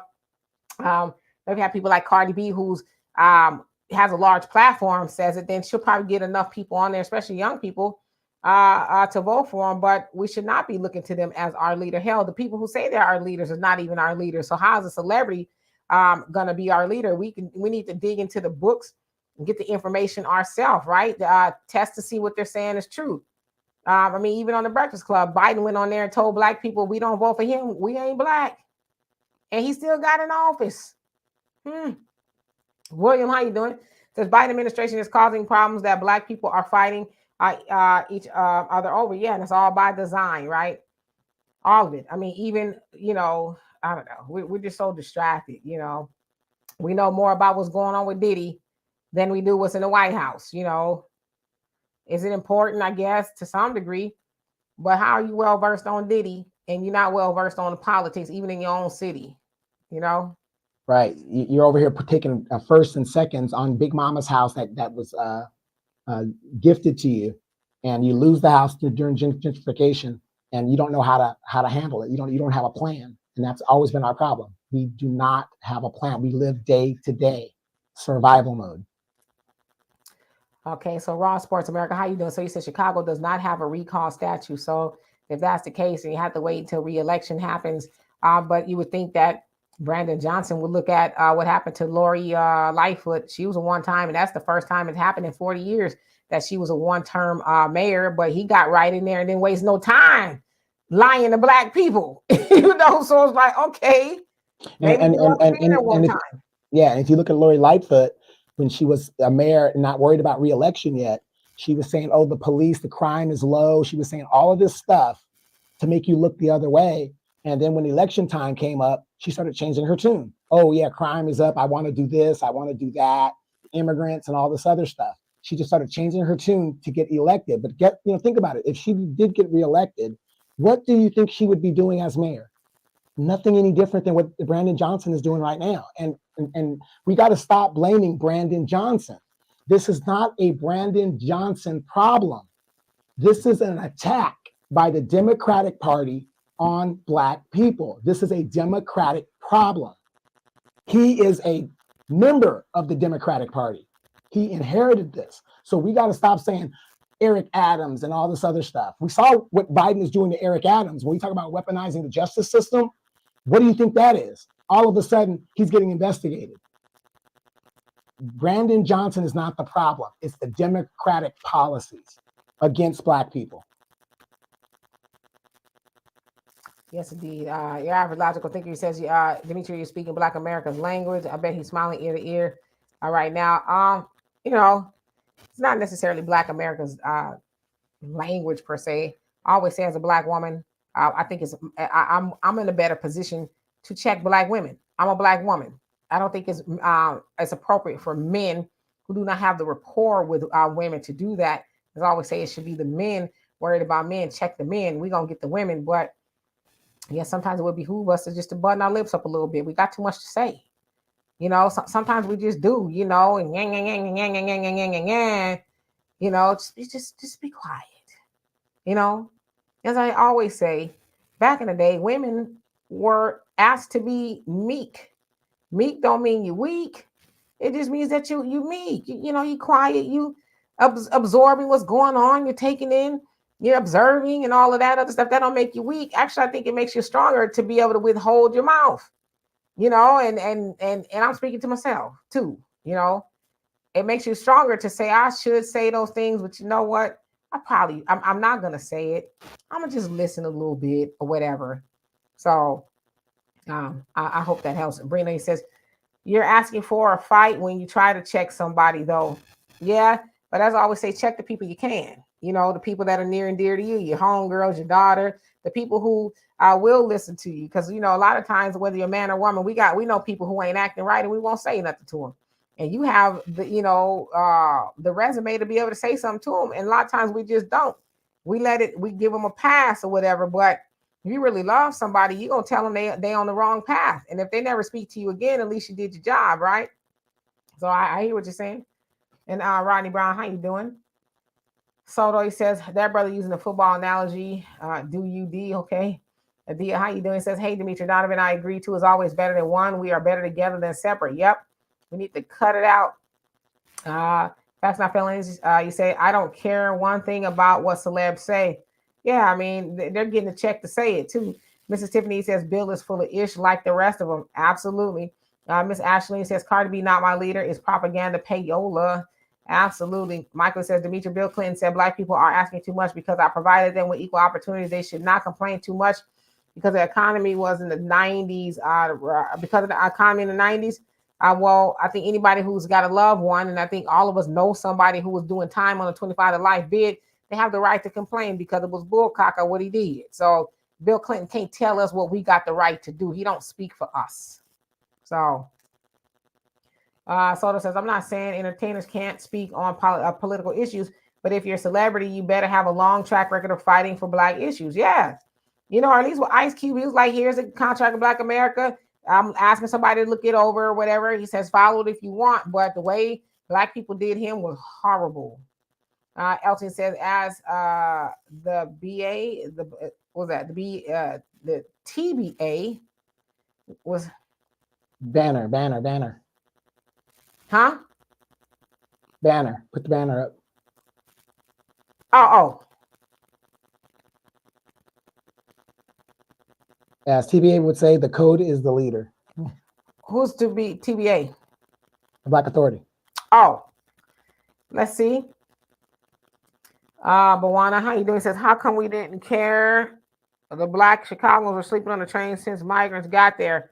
I think you raised a good question, but I think it now that is an issue, we should care because now we know that they have the money. Typically, cities or whatever will say, "Oh, we don't have the money. We're trying to figure out how we're gonna do it," but they came up with all that money all of a sudden. So yeah, now that y'all found the money, go on and help the Black Chicagoans first. So I think that's really what the issue is. I don't think that people didn't care, but now that we see that the funding is there, it's like, well, great, get Black people off the street first, So I hope that helps. Rodney says Illinois state government passed the recall bill a couple of years ago. Okay. Yeah, I thought they did. So just you got to look. You got to really dig deep. It's probably there. Yeah. So I don't have any knowledge about that at all. Mrs. Tiffany says Biden needs to pick a rocking chair, sit it out, and enjoy his grandkids. I would think so as well. Big Rich, how you doing? Says, hello, everybody. I have a question. Does anyone know what the 2025 project is supposed to be? I'm hearing a lot of reference to it. I have no idea about it. First, I'm hearing of it, so I guess I'd have to look into it. Don says Cornel West is being paid to go in as interference, same as Barack. Yeah, because it's like, what are you doing, Mr. West? What's your angle? In the average logical thinker says, my second cousin boomers inherited their mom's house in San Diego. Their hubbies passed. Now they live together again in beautiful San Diego in a paid off house. San Diego is beautiful. That is prime real estate. And the house is paid off. I hope they keep it. Don't sell it. Roddy says, Adam messed up, and Johnson should stand against this BS in Chicago. Nah, he probably getting paid very handsomely to do it. Yanni says, we are the only community that kills our own because talking too much. Yeah. The average logical thinker says, I agree, women should correct women. Yeah, and men should do correct men. But, like I said, sometimes, women want me to help divide black men and women. I'm not going to do it. It's not, I don't care how much money I'm offered to do it. I would never do it. Never. Because there's a price to pay for doing that. Believe it or not. Brina says, let your ears be bigger than your mouth is what my aunt told me. Yeah, I've always heard you got 2 ears and 1 mouth for a reason. That's because you're supposed to listen more. So Nora, she says, it's very hard to get my people to open their eyes on voting. I think it's impossible. The brainwashing is so complete. Yeah, some people just will not change their mind. They'll continue voting the way they, think that they should. But, don't give up. Al, how you doing? It says the best math you can calculate is the future cost of current decision. Absolutely. And that's what we all should be doing. What is it going to cost me? The decisions that I make now, what's it going to cost me in the future? And as we see now, especially with voting, the way that we have been voting as Black people, look what it's costing us. It's costing us everything. And much less costing us, what's it's going to cost the next generation? We are the only group of people that put all this debt on the next generation because we're going to be checked out of here. So when we go out here, we got to think about that. Not just us. What is this going to cost my kids or my grandkids? Think about that. Absolutely. Facts Not Feelings said, Cornell said he will not drop out. Yeah, so it's like, what's going on, man? Why are you holding on so tough? You're not going to win. You're just not. Right. But the thing is, by having a third party like that, notice that whenever a third party rises, both of the old groups attack it. RFK and Cornel West is predicted to peel away 12% of the Democratic voting base. Now, remember, I told you guys a while ago, if Joe Biden loses 20% of his voting base, he's done. He is already at 23%. So it is projected he will not win re-election if he goes up against Donald Trump. So that should also tell you what a lot of those lawsuits are about. I mean, what's he got, like 90-something lawsuits or something like that? It's like, come on. Has anybody in the history of the earth, the universe, had 90-something lawsuits leveled against them? I guess they're probably figuring something's got to stick, right? But I think they're seeing to a lot of Americans are like, okay, well, we don't really like Donald Trump like that, but clearly, the system is being used against him, and it's not right. It should not. The DOJ should not be at the behest of Biden. There's supposed to be an independent department, but is it working that way? And I think that's really the question. Michael says, Dimitri and Donovan. Bill Clinton says, I am a moderate Republican because Republicans told me that I was moving too quickly. I had to make a deal with them. Bipartisan politics was needed. Well, if he did say that, and I take your word for it, that also further proves that the Republicans and the Democrats are the same people. They just have different names. Right. He might be a moderate Republican, but he's 100% white supremacist. And that he is, So let's see here. Michael, you say, Dimitri and Donovan, both of you are too smart for me to debate the merits of tomorrow. What's tomorrow? And Moni says, it's buzzing pretty bad, sister. Okay, yeah. So how long was it buzzing? Not long. It's a couple seconds. Oh, okay. Sorry about that. Yeah, when it touches my skin, it does. I actually need to get me a new mic. I just keep forgetting to do it. Maybe I'll do it a couple of days coming up. Oh, really says the American citizen want more choices on who to vote for. Yeah, it's just, it's slim pickings out there, really, And Don, you say exactly. If you're Black, dare you to go to Latin America and fall on hard times, right? And see how much assistance you'll get. Nada. Yeah, that ain't gonna happen. Black America said, when is Trump going to court? Let's get this over. And him in jail. Yeah, it's all kabuki theater. They hope that something will stick, but he still got jury trials, and the jury does have the say so. And they, especially in places like Georgia, are they going to get a jury to convict him? So that's still a factor as well. Facts Not Feeling says Trump is looking at close to 100 years in prison. Holy talk about corruption. I always knew the legal system is corrupt, but damn, this takes it to another level. Yeah, I mean, Trump is what, 77 years old or something like that, 78. I don't think he got 100 years left. And listen, let me tell y'all something. I don't know a whole lot, but I know damn well they're not gonna put Trump in nobody's jail, because if they thought the insurrection was bad, wait till they put that man in handcuffs and talk about he done got convicted on something. Yeah, right. Well, it's the same thing as Richard Nixon. One of the main reasons Gerald Ford pardoned Richard Nixon is the damage it would do to the country. The country is so divided that it was better to pardon him for all crimes, future, past, and whatever, than to put him in jail. And that's what they're going to do. When they pardoned Nixon, that started the era of unaccountability for our elected leaders. That started that era. Absolutely. All right, so let's see here. Michael said, Donovan, and the new Donovan, Donald Trump says, I have a check waiting on Black America. Please call me, because Joe Biden does not care about you guys. He knows how to be charismatic. Oh, absolutely. Ren said, Black America wins. Old Dixiecrat Joe getting indicted and going to jail. And Fast Not Feeling says, not 100, 1,000. Ooh. Buckhorse, how are you doing today? You fell asleep at cooking? I hope you didn't burn the house down. So somebody just sent me something, and I want to kind of close this show on this. I'm going to ask your opinion. I do not mean to start a fight or anything like that. It's just a question that I have.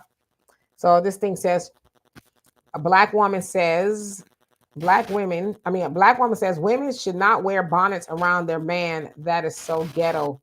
What is your thoughts on that? All right. A woman reflects her man. We all know this. You're a reflection of the man, just like the man is a reflection of you. That's why I love the movie or the TV show Everybody Hates Chris. The mother was always, my man got 2 jobs. I don't need this job, right? Because she was proud of her man that she didn't have to do all this. When a woman wears a bonnet and a man, it says nothing about it, it reflects who he really is as a person. Now, do I think it's appropriate? No, because there's a time and a place for bonnets. That's almost like these people walking around in their pajamas, going to Walmart and places like that. There's a time and a place. So again, that reflects the attitude of the man. So, Brina, I'm wondering too, because it says around your man. So I don't know if that also means in the house. I'm assuming maybe it means in the house, or in the bed or whatever. So Donovan, you're saying you don't want your woman to wear a bonnet, not even in the house? No. If she's in the house, that's perfectly fine. Gotcha. But in public, absolutely not. I want her to have her shoestring attire that I bought for her here and the eye patch here, and we're good. Wow. I mean, yeah, definitely outside. I don't think I'm starting to see men wear bonnets outside, and I'm wondering, have we gone to hell and back? I don't know. I have. I'm starting to see men wearing bonnets, and I'm like, I mean, I was in a mall once, and I saw 2 men in a bonnet, and they had on like little nightgowns, like night shirts. Now, obviously, they were of the rainbow tribe, if you will, but nevertheless, they was out there looking like somebody's grandma, in the mall. So yeah, outside of the house is definitely a no-no, and I'm just saying that's for me. I would never be outside with a bonnet on. Now, I'll wear a hat if I don't comb my hair. I even have a beanie, but it's fashionable. I can wear my earrings or whatever with it, but I would never be outside with a bonnet on. I think it's classless. And listen, I'm talking about me. I'm not talking about nobody else, okay? It's a no-no for me. But as far as wearing a bonnet around a man, be in the house, I'll tell y'all this, okay? I don't wear bonnets. My head gets hot, okay? I have a silk pillowcase, so I don't wear bonnets. I don't even have a bonnet. But I'm from the old school, if you will. I know women back then, they might have wore a scarf or something like that. They try to be as appealing to their man at all times. Although I get, if I'm gonna go to bed, I'm gonna put my hair up. I might put a scarf or something on like that. But I think, you should be as pleasing to your man as possible. You're wearing a bonnet, at night, you have the bonnet on, you will mess your hair up. But when you get up, comb your hair. You're wearing the bonnet around the house all day. You got your night clothes on all day, which means you ain't washed your ass all day. I'm just saying, I like that's the kind of stuff I think about when I see that kind of stuff. When I see people in public with pajamas on, first of all, I don't walk in the house with my shoes on. My the tennis shoes that I exercise with, I come in through the garage and leave them outside the garage, and I take my shoes off at the front door 99% of the time, right? So when I see people out in public and they have their house shoes on, I'm like, you're walking through the dirty parking lot. You're walking all over the store and you're sloshing them around more than likely. And especially when they're wearing the fuzzy ones, it's like you tracking all that dirt on your shoes. And then you're going to walk into your house on your floor, on your carpet. Now, I used to work in sanitation. So what I'm about to tell you is 100% true. You've walked outside where people spit, people's dogs are, and urine. There's a lot of stuff that's outside. And if you were to do a sampling on the bottom of your shoe, you would pick all of those germs. You would see remnants of all of that. Now, take in mind what I just said. You're picking up all that disgust. And if you go into a public restroom, which is I hate to do, right? I'd rather have my bladder explode than to do it, But if you go into a public restroom, the people are probably urinating on the floor. You got your shoes in there and you're walking through, and then you're going back in your house and you're dragging that in your house. Now, there's some people who shampoo their carpets once a month. I don't have any carpets in my house, but when you do have carpet, you should shampoo them every once in a while. My brother, Walter, that dude is a germaphobe. He don't even have carpets no more. He took them all out.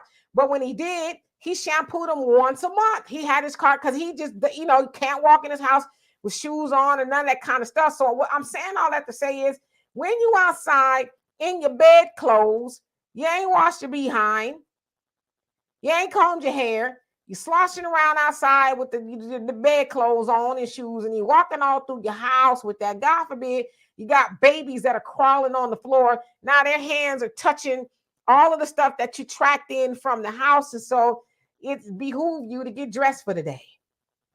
Get dressed for the day.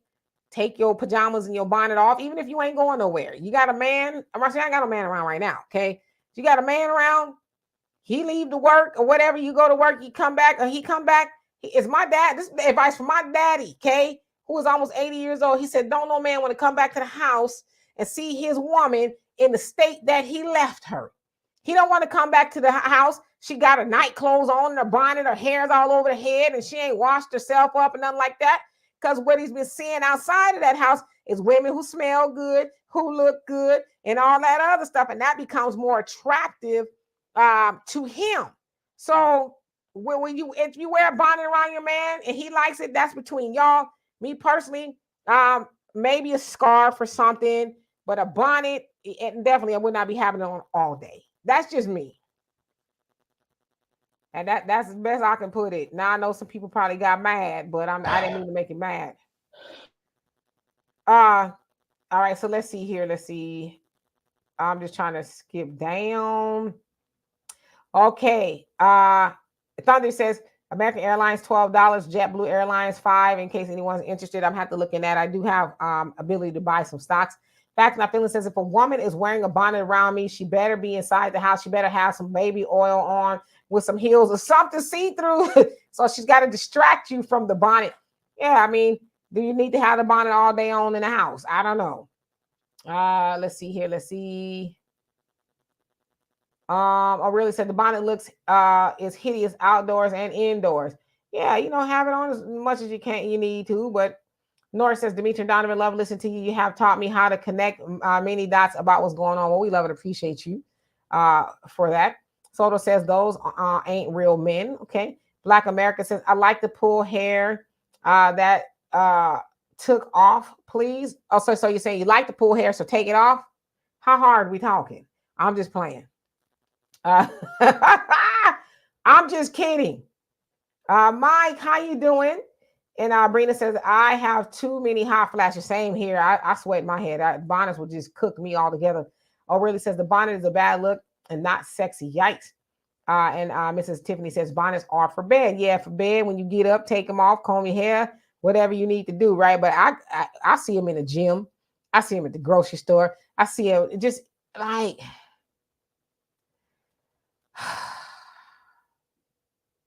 I just know that my mother and my grandmothers would never. They wouldn't, and I really have, taken a lot of teachings from them. And I would never be outside with no bonnet on. Just I would not, especially when there's a hat as an option. And I'm natural, so sometimes it takes me a minute, to get my hair together to do something to it, whatever. But I still would not be wearing no bonnet outside. I don't care how cute it was. I would not be doing that. Your average logical thinker, he says, I saw a bonnet at my son's doctor appointment. She smelled like weed. Took good the weed to good effing grief. Yeah, it's like yikes. Let's see here. Fly guy said, laugh my ass off. And Al says, so many people are in Crocs. What do you think about that? I have a pair of Crocs. I wear them in the house. I wore them outside a few times, like, just really quick. I don't really like Crocs for myself because they remind me too much of a house shoe. And so I like I said, I have a pair for the house. If I'm outside taking the garbage out or something like that, I don't like them as a fashion statement for myself. I'm like a little bit more put together look. Real quick, when we were in Japan, was that not a staple of the country to remove your shoes? Oh yeah, yeah. Yeah, they provided you shoes that you can wear in the house, but no, you do not wear shoes in the house. But as I said, if you think about the nature of what's on your shoes, and then you walk into your house, it's pretty nasty. If you were to do like a sampling of it, or you would be grossed out to see all the bacteria and germs and the bio. Like that. Yeah, the bio that's on your shoes. You ever see people outside and they spit on the ground? Right, or they're at the park where the dogs and the animals are using the bathroom. That's why that's why when I see people at the park running in their bare feet, I cringe. Yeah, because they call that grounding, but it's like, man, this ground that you running on is toxic. It ain't the ground back in the 60s, Soda says, I used to work in the medical field, and since then I never wore shoes in the house again. I got a bit of a germaphobe too. Yeah, I won't say I'm a germaphobe, but I like a clean environment. And yes, I don't always walk on the floor in my house barefoot. I have house shoes because I just don't like the feel of bare feet on the floor. But I do like to know that I'm not walking on stuff that I tracked in from outside. So I just kind of been like that for a very long time. No shoes in the house. LB, how you doing? I'm not kidding. Or am I kidding? Oh, you talking about how hard you pulling the hair? I was kidding. For real. Patty, how you doing? Says, I wear silk bonnet right before going to bed. My husband has never had an issue, and we've been married for so it's to each his own, but I'm sure you're probably not walking around the house in it all day and outside and all that. As sisters, yeah, we have hairstyles sometimes we don't want to mess up, so I totally get that. Angela says, black people take off their shoes when they get new carpet. Yeah, and keep them off. You want to keep them keep your carpet sanitary. You're sitting on a dirty carpet and all that. You're tracking up a lot of stuff, and it's really disgusting if you really think of the nature of it. Or you're at your big mama's house, and that runner moves, and where the runner was, it's lighter than the area around it. Right. So you can see, right? The grandma had the runner to protect the carpet, and she pick it up to get it clean. You see the dirt. People tracking your shoes in. So I just prefer not to do it. And even when I go to people's houses, I take my shoes off, and they'll say, you don't have to do that. And I'm like, you sure? Because, I don't mind taking my shoes off because it's a habit for me to take my shoes off when I come into the house. So I don't know. And Brina says, and we wonder why women would rather be alone. Yeah. Trust me, I get it. Sometimes I look pretty crazy, but I'm by myself. But when I leave up out of here, and there's a show I watch called The Marvelous Mrs. Maisel, and it's set in the 50s and 60s. And there's a scene with the mom, her and her husband, when they go to bed, like back then, they had two separate beds, right? They allegedly slept in two different beds. But when it's nighttime, the mom, she's got her hair, still done and her makeup on, and she's, in her night clothes, and she lays down. She waits for her husband to go to sleep. And then she runs to the bathroom and she washes all her makeup off. And she's got all this cold cream and stuff still on her hair. And then she rolls her hair up and she puts her scarf on. She lays back down. And then she sets her alarm like an hour or so before he's going to wake up. She goes to the bathroom and she, combs her hair and puts her makeup on. And then she goes to lay back down. So she's making him think she always looks like that. Now, I know there's some women who used to do it that way because they never wanted their husband to see them disheveled. Now, obviously, that's a bit much, but I think the point is, not only look your best for your man, but look your best for yourself. I love looking my best for myself. So I get it, though. And I'll really say Crocs look crazy and unprepared. Yeah, that's what I said. I like to be a little bit more put together when I go outside. Crocs, I don't have a problem with it. It's just not for me outside. Soto says, bonnets remind me of the Jerry curl bags. Oh, man. Y'all remember when Negroes was running around with them Jerry curl bags on? I was like, what are you doing? I'm keeping it moist. Yes, Brina, a lot of healthcare workers wear Crocs. But of course, you say, Miss Queen K, how long does it take you to do your beautiful hair? It depends on what style it is. It doesn't take me that long. Maybe about half an hour, just depending on what I'm doing to it. It's kind of on the floppy side now. But my hair, as y'all can see, it's pretty long. I have a lot of shrinkage on my hair. So it just depends on what style I'm going to do to it. This takes me about a half an hour or so. Let's see here. It really says same bacteria in levers, public door handles, escalator, handrails. Yeah, I always keep hand sanitizer in my purse. Well, when you're going to the gas pump, nothing but germs. That's why when I see people that not sanitize their hands after they put that pump back down, I'm like, ugh. Yeah, you always got, especially the pandemic, I think taught us a lesson to always be keeping your hands clean. You're touching, like I said, door handles, rails, and things like that. I always keep hand sanitizer in my hands, on my purse. And, I'm always trying to keep my hands clean because I'm one of those people, which is why I don't wear makeup on my face, because I'm always touching my face and that kind of stuff. And that's how you end up getting sick. So, the average logical thing, it says automatic shoes go in the closet and wash hands upon entering the home. Yeah, because you've been outside amongst everything else. Come in the house, wash your hands, take your shoes off. Yeah, and get clean so you can be back in your environment. See, I'm one of those people, when I come home, I always take my clothes off. I'm just comfortable that way. Now, I'm not walking around here naked, just so you know, but I take my outside clothes off. Depending on what it is, I hang them back up, and then I'll put in my inside clothes, whatever that may be, some shorts, a t-shirt, or something like that, just because I'm more comfortable that way.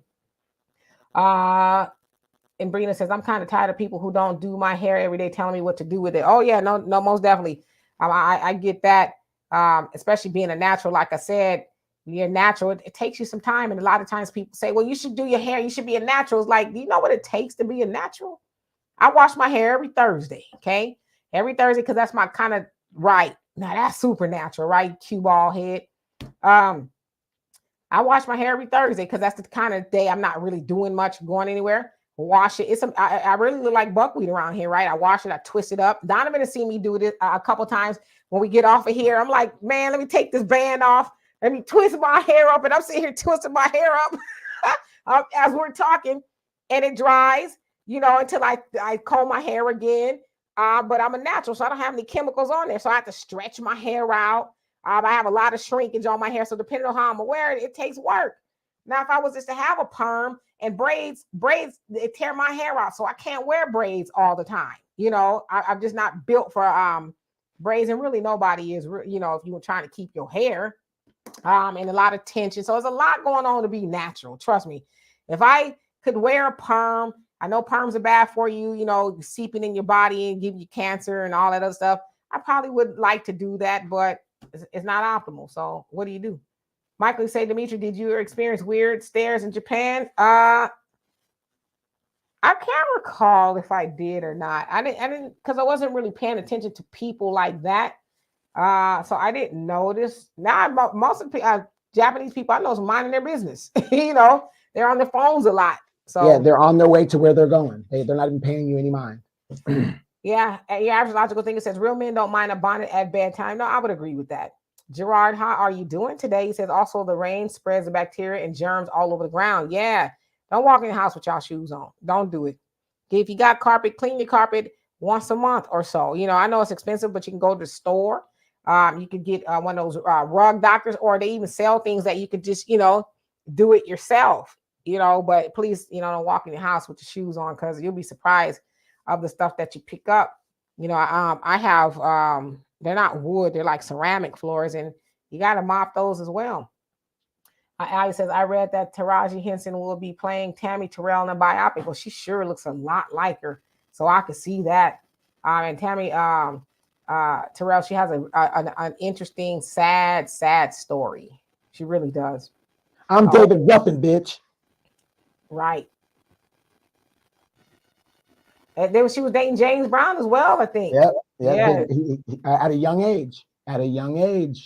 Yeah, they said she got roughed up pretty bad by a few of them, Or really says looking glamorous to bed, ain't nothing wrong. Yeah, I mean, it's a lot of work to do that. Your average logical thinker says every run across a runner turned over on the spike side. Yes, my grandmother had that, and it was flipped over, and it tear your feet up if you was barefoot. Patty said, one of my biggest pet peeves when someone has the nerve to ask me to take off my shoes in their house. It's filthy. Mind you, I always take my shoes off, but the nerve, if your house is filthy, I'm probably not going to come in there too much. That's just me. I'm weird like that. If I see somebody's house is filthy, I might, like, my skin crawls. You know what I mean? So I try not to be a part of that too much. Demetra, the worst thing you could do when you go into somebody's house is take a blue light and run it over their couch or on the floor. I mean, it will gross you the hell out. Well, yeah, I told you I have a sanitation background. I worked in the sanitation department in Frito-Lay for 13 years. And we used to have to do it's the blue light, but I forget the name of it. And we had to run it over our equipment to make sure that there were no microbial things on there still.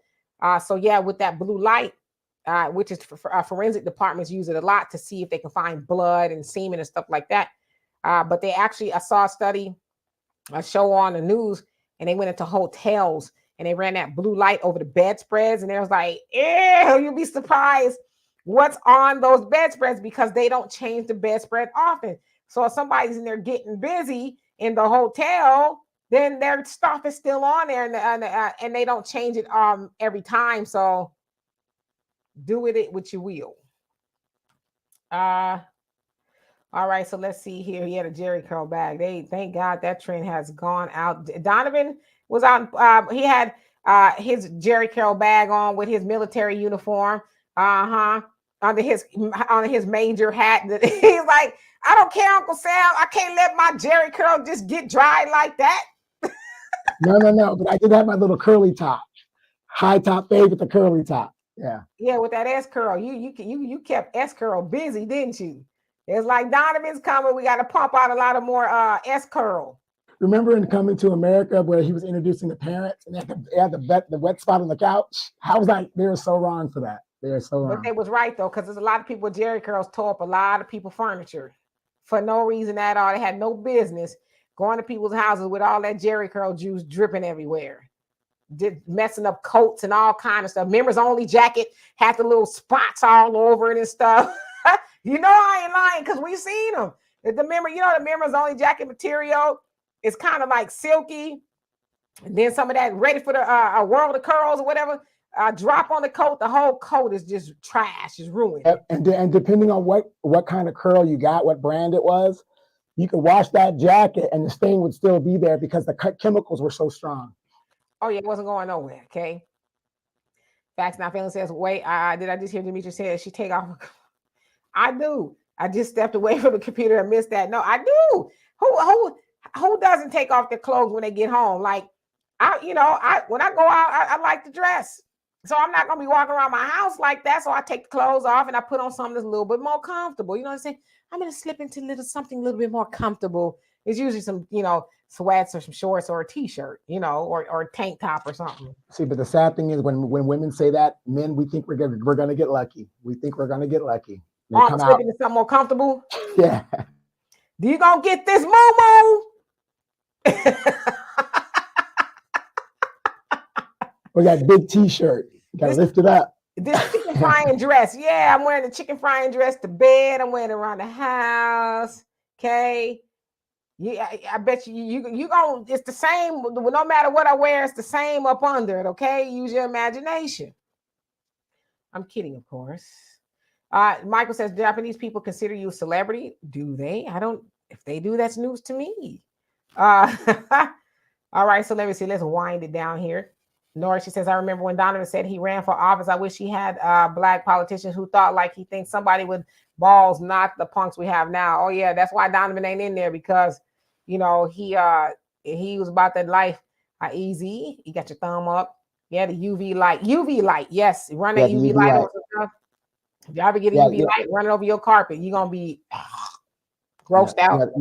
Yeah, the funny thing is, you guys, when you do run for office, I honestly believe people do run for office for the good intentions initially, but let's be real. There's a certain way things operate. And I'm not saying you have to take the bribe or whatever, but if you want to get things done, it's done a certain way. And I believe that you could work within that group and make it happen. But it's just like now, we never see the Congressional Black Caucus speaking out. They don't speak out when Black people are murdered. They don't do anything. But let the Jews need this or this group needs that. They're the first ones on the front line for those people. And I'm going to tell you this, if you ever decide to run for office, you guys cannot be thin-skinned. And I'm going to tell you straight up, they will dig into your background. So if you have stuff that you don't want to be put out there, that is not the forum for you to do it. The best way, and Demetra taught me this, the best thing to do, what saved me was I was in the military, and there's a law. Any type of discipline that is done in the military, that is sealed in your military records. All they could do to look up my background is to get my course of discharge. Was it honorable, dishonorable, whatever, administrative, whatever. But they cannot release any criminal or whatever. That was the only thing that saved me, because when I ran, Dimitri, remember, they were digging up stuff on me and they couldn't find it. And it was like, because I was in the military all those years. But you can't be thin-skinned, because these people will dig out stuff. And the best thing to do, and Dimitri had told me this, is if there is something out there, don't run from it. Run to it. Yep, beat them to it. Truch, and I hope I said that right. How you doing? He says, I understand hotels that pets are in, but why do people let their pets sleep on their bed? If pets go outside, they collect parasites. Well, I mean, I'm just saying, because I know it's a sensitive subject with pet owners, and I'd rather not my animals. My animals don't pick up stuff like that, and if they do, I wipe off their paws as they come in. Right. So I don't have pets, and I don't have pets for that reason. Not a pet person. I think they're cute. Hey, Fido. Hey, Fluffy. Hi. I think they're cute, but they're not cute for me because, like I said, I'm a bit of a germaphobe too, and I know what pets do. They're outside. They're running around. They're going to the bathroom and all that. Unless you're wiping them every which way but loose. Every time they come in the house, yeah, people let their pets sleep in the bed with them. That's all. I don't really have a lot to say. I'm gonna tell you this. I don't let my animals sleep in the bed with me. But when you're unconscious in your sleep and the dog jumps in the bed, what can you do at that point? You're in a dead sleep. Yeah. See, I don't know. I'm just saying, for me, I ain't no pet sleeping in the bed with me. They're not gonna sleep in the bed with me. They're not. And listen, I'm sure there's a lot of good men out there with pets. And I'm sure that there's a lot. But I wouldn't be with a man with a bed, pets in the bed with him. Talking about, move over, my pets are in the bed. No, I'm the only kid. I will tell you this. I will tell you this. I lost a lot of relationships over my dog. I bet you did. I'm the only kitty cat in the bed, okay? Only kitty cat in the bed is mine. You know what I'm saying? I'm just saying. But, no shade to anybody who does it. It's just not for me. Respectfully. Okay. Hey William, how you doing? It says pets carry corny virus. You know, what's a corny virus? Whatever it is, I don't want it. And Albie, you say love conquers all. I think the I person oh meant coronavirus. oh oh yeah, I heard that. They carry a lot of stuff. Um, Aurelia says, tell the truth and shame the devil. And and Zay, how you doing? You say, hey, Queen Love, how you glow. There is a brightness emanating from you. Keep the journey real. Well, thank you. I love and appreciate you for that. And welcome. Let's see here. Brina says, we know who does that. Who? William says, you can't be kissing the dog, then kiss them. No, you can't kiss your pets and then kiss me. Listen, I don't Well, want guess to. what? I won't be kissing anything else then. You damn right you won't. Okay. You will not kiss your cat and then kiss my cat. I'm just no, you won't be doing that.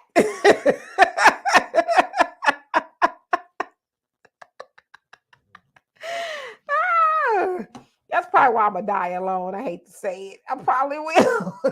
Right. But here's my thing with pets. Like I live in the desert.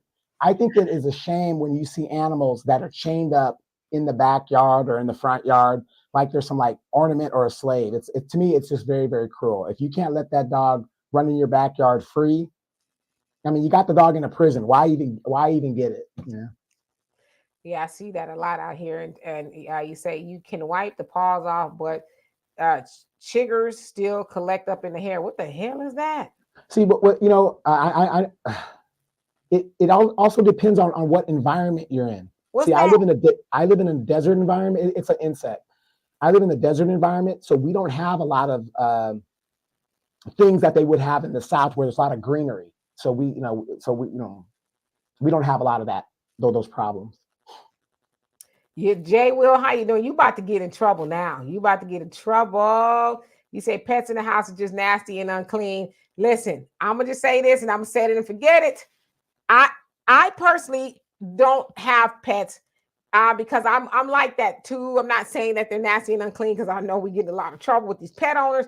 But for me, I'm speaking for me. I don't want pets because I don't want them in the house. And I agree with Donovan. It's messed up to have them outside. So I wouldn't want pets in the house because I'm weird like that. I'm weird. And I know like with cats, you can't say, hey, cat, don't go over there. They're going to do what they want, right? So I just for me, yeah, I like my environment just a little bit more on the sanitized, And I know pets leave hair everywhere. And one time I went to a friend's house, not this friend. This friend here, Donovan, he's actually on the weird side because you go in his house, you don't smell pet smells. Donovan, he's a neat freak too. He vacuums every day and all that. So Donovan's, really clean. But I went to a friend's house. She had this dog, this real hairy dog. It was real hairy. You sit down, get up, hair everywhere. I was in a car one time, sat down and got hair all over me. One time I had dog hair on my plate, and I was like, no. So that's why I'm kind of weird like that. Yeah. I mean, one of my cats loves Demetra, and Demetra just totally rejected him. Totally rejected him. They could be trying to scratch my feet up.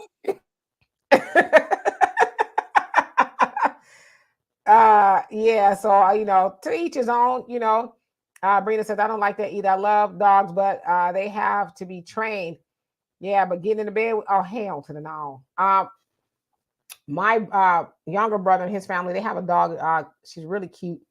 But they take her to the what do you call the groomer like every other week. When I say groom, I didn't know they could do stuff to like their buttholes and all of that kind of stuff and the teeth and I like the dog get the ears, they get the dog gets the works, so yeah, still not for me. My dog just had ear surgery, $700 for one ear. And I'm telling you, that dog has a better health care plan than I do. Yeah, Renz, I've seen stories like that too. Dogs kissing people in the mouth and they end up losing their limbs. I've seen that too. See, but you also got to take in the context of that. Okay, if you hear these stories like with renters, because you guys don't go out there and deal with the yard.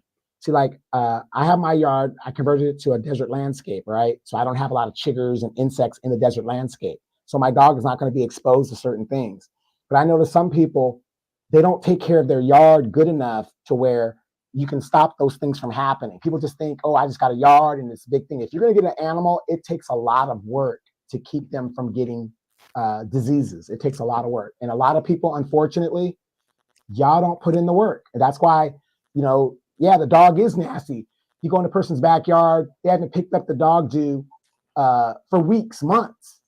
I pick up my dog doo every day. Yeah, I do it every day. It's part of my routine. I just got to go out there and pick it up and do what I got to do. My cats have a litter box. I clean the litter box every day. It's just something I got to get up and do. A lot of y'all don't do that. And that brings in a lot of bad bacteria into your homes because you're not taking care of your yards and you're letting the dog just do its business. Months. That's so nasty. That is really gross. And that's, I'm not cleaning up after no animals because I get very grossed out by it all. I'm just never been built to withstand that stuff. But anyway, no shade to people who have them. Brenda says, have y'all seen those people who let their dogs lick their babies and kids in the face? Yeah, I have. And yeah, and you also got to remember, if let's say you sanitize your house where there's no germs whatsoever, you're still going to die because you need bad germs as well as you need good germs. So you got to have a balance of that. I get it, but yeah, I get you. I do. But anyway, Don, you say 3,000 for my dogs. $3,000. Yeah, for $3,000. You got to have that insurance. Insurance will take. Cost you. Got you. Yeah, that would have paid 80%. I'm very sure Don's got the insurance, but yeah, they charge you all this money. Read your average logical thinker's comment. Donovan, you want to take her on a coffee date, but spend $700 for a dog ear? Make it make sense. Yeah, Donovan, he's wild about his pets. My dog has her own credit card. And his cats. Yep, no lie. I mean, because, okay, put it like this. If I went overseas and I left my dog with Demetra, which wouldn't happen, but let's say I did.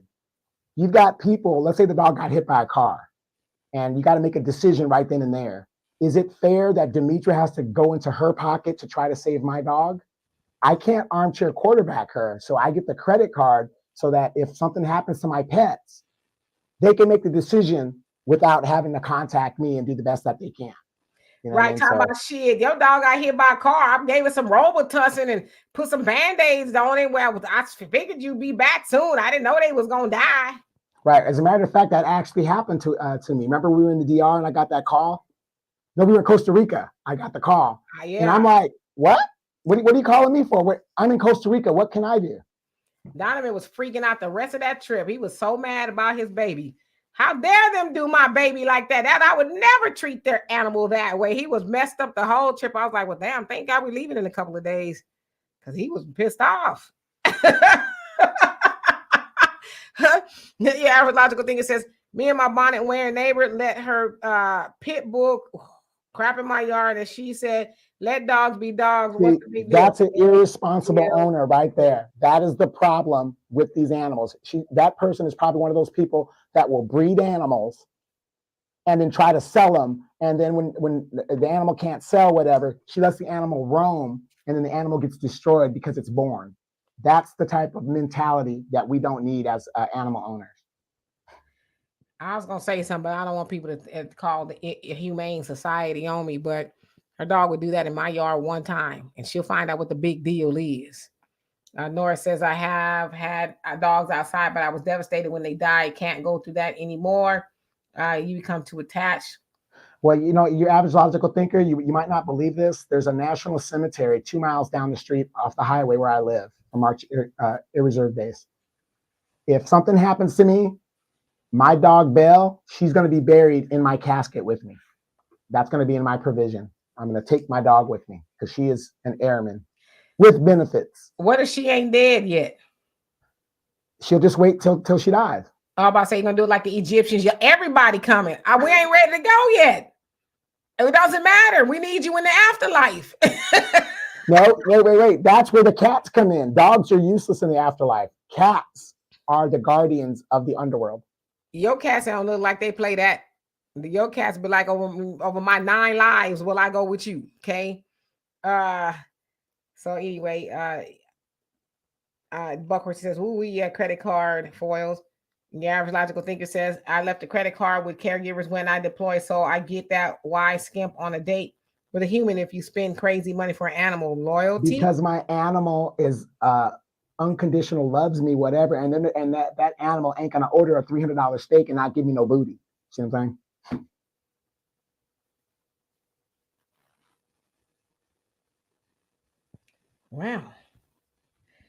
Wow. Truth is saying tigers are like mites. They crawl up underneath your skin and live. You see little red dots right under your skin.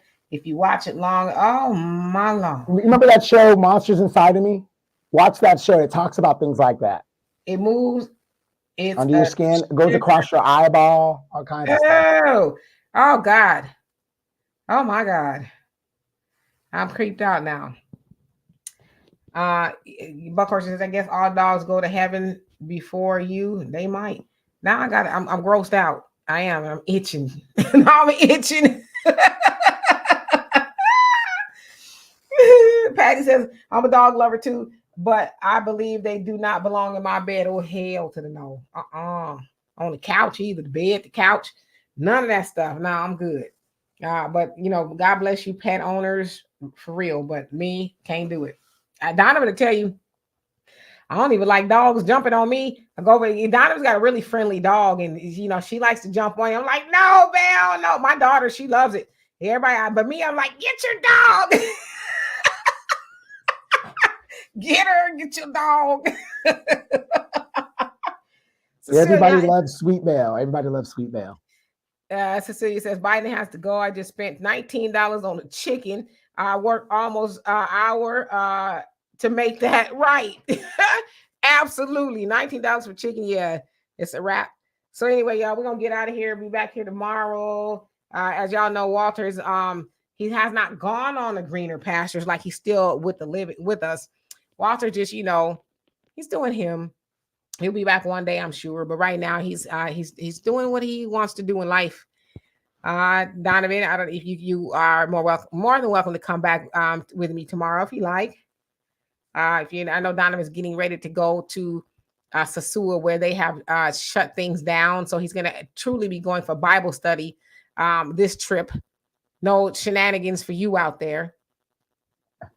Well, I do want to say, a lot of you guys, thank you guys for tuning in. A lot of you guys have your own YouTube channels. I want you guys to check out Your Average Logical Thinker. She has a channel on YouTube, and she talks about probably a subject you guys might be interested in that might be different than ours, but she kind of talks on a lot of different levels on different subjects. So please go check out her channel and subscribe. And this is how we keep the thing going with these conversations. We support each other in some of the shows and the topics that that might be relevant to what you want to hear. So go ahead and subscribe, become a member over there. I did, and I'm telling you, it's great to hear a different perspective, because this woman over here just shut my paradise down, and I'm not happy about it. I think I'm going to need some therapy. I did not shut his paradise down. I did what needed to be done. Okay. I went over to Sasua, and I didn't like what I saw. I saw a lot of whoring going on over there. Okay. And I saw a lot of men who looked like they might have been married, and I didn't think that was fair to their wives. And so what I did is I got a delegation together, and I said, sisters, we must shut this down. They're having a little bit too much fun over here on the strip. I mean, Sasua. Okay. They need to really be over here fellowshipping amongst the brothers, talking about how to strengthen the community and being in prayer and hollering, oh God, because you messing with the women in Sasua does not count as a prayer. So you'll be fine. You'll get over it. I know it hurts right now, Donovan, but you'll be fine. Trust me, it was for the betterment of society. But he will be over there. Fellas, do not bring these women with you on these trips to these areas. Avoid these areas. So now I know I cannot take Demetra where men have unlimited happiness. I will take her to the tourist areas. Yes, okay. Because, I was very appalled by what I saw. Okay. No, for real, though. Gerard says this was funnier show than usual today. That drink must be good. You know what, y'all? This is a hot toddy. And my daughter put a little extra on in it. I ain't gonna lie. I'm not drunk, I don't think. It was good, but we'll see if it actually helps. I might have to get another one, so I feel better. But anyway, love and appreciate every last one of y'all. Soto, he says, man, sis went 227 on Donovan. Aunt Esther, Aunt Esther, her and the homegirls that came through with the Bible. And oh yeah, that was me, like Aunt Esther. We shutting it down. Okay. Pull your pants up, fellas. Ladies, pull your skirts down. Okay, party is over. Romans 3:16. You know what I'm saying? Hagar. I should have bought a Honda. Let me quit before we get in trouble here. Anyway, we out of here. Love and appreciate y'all. See y'all tomorrow. Peace.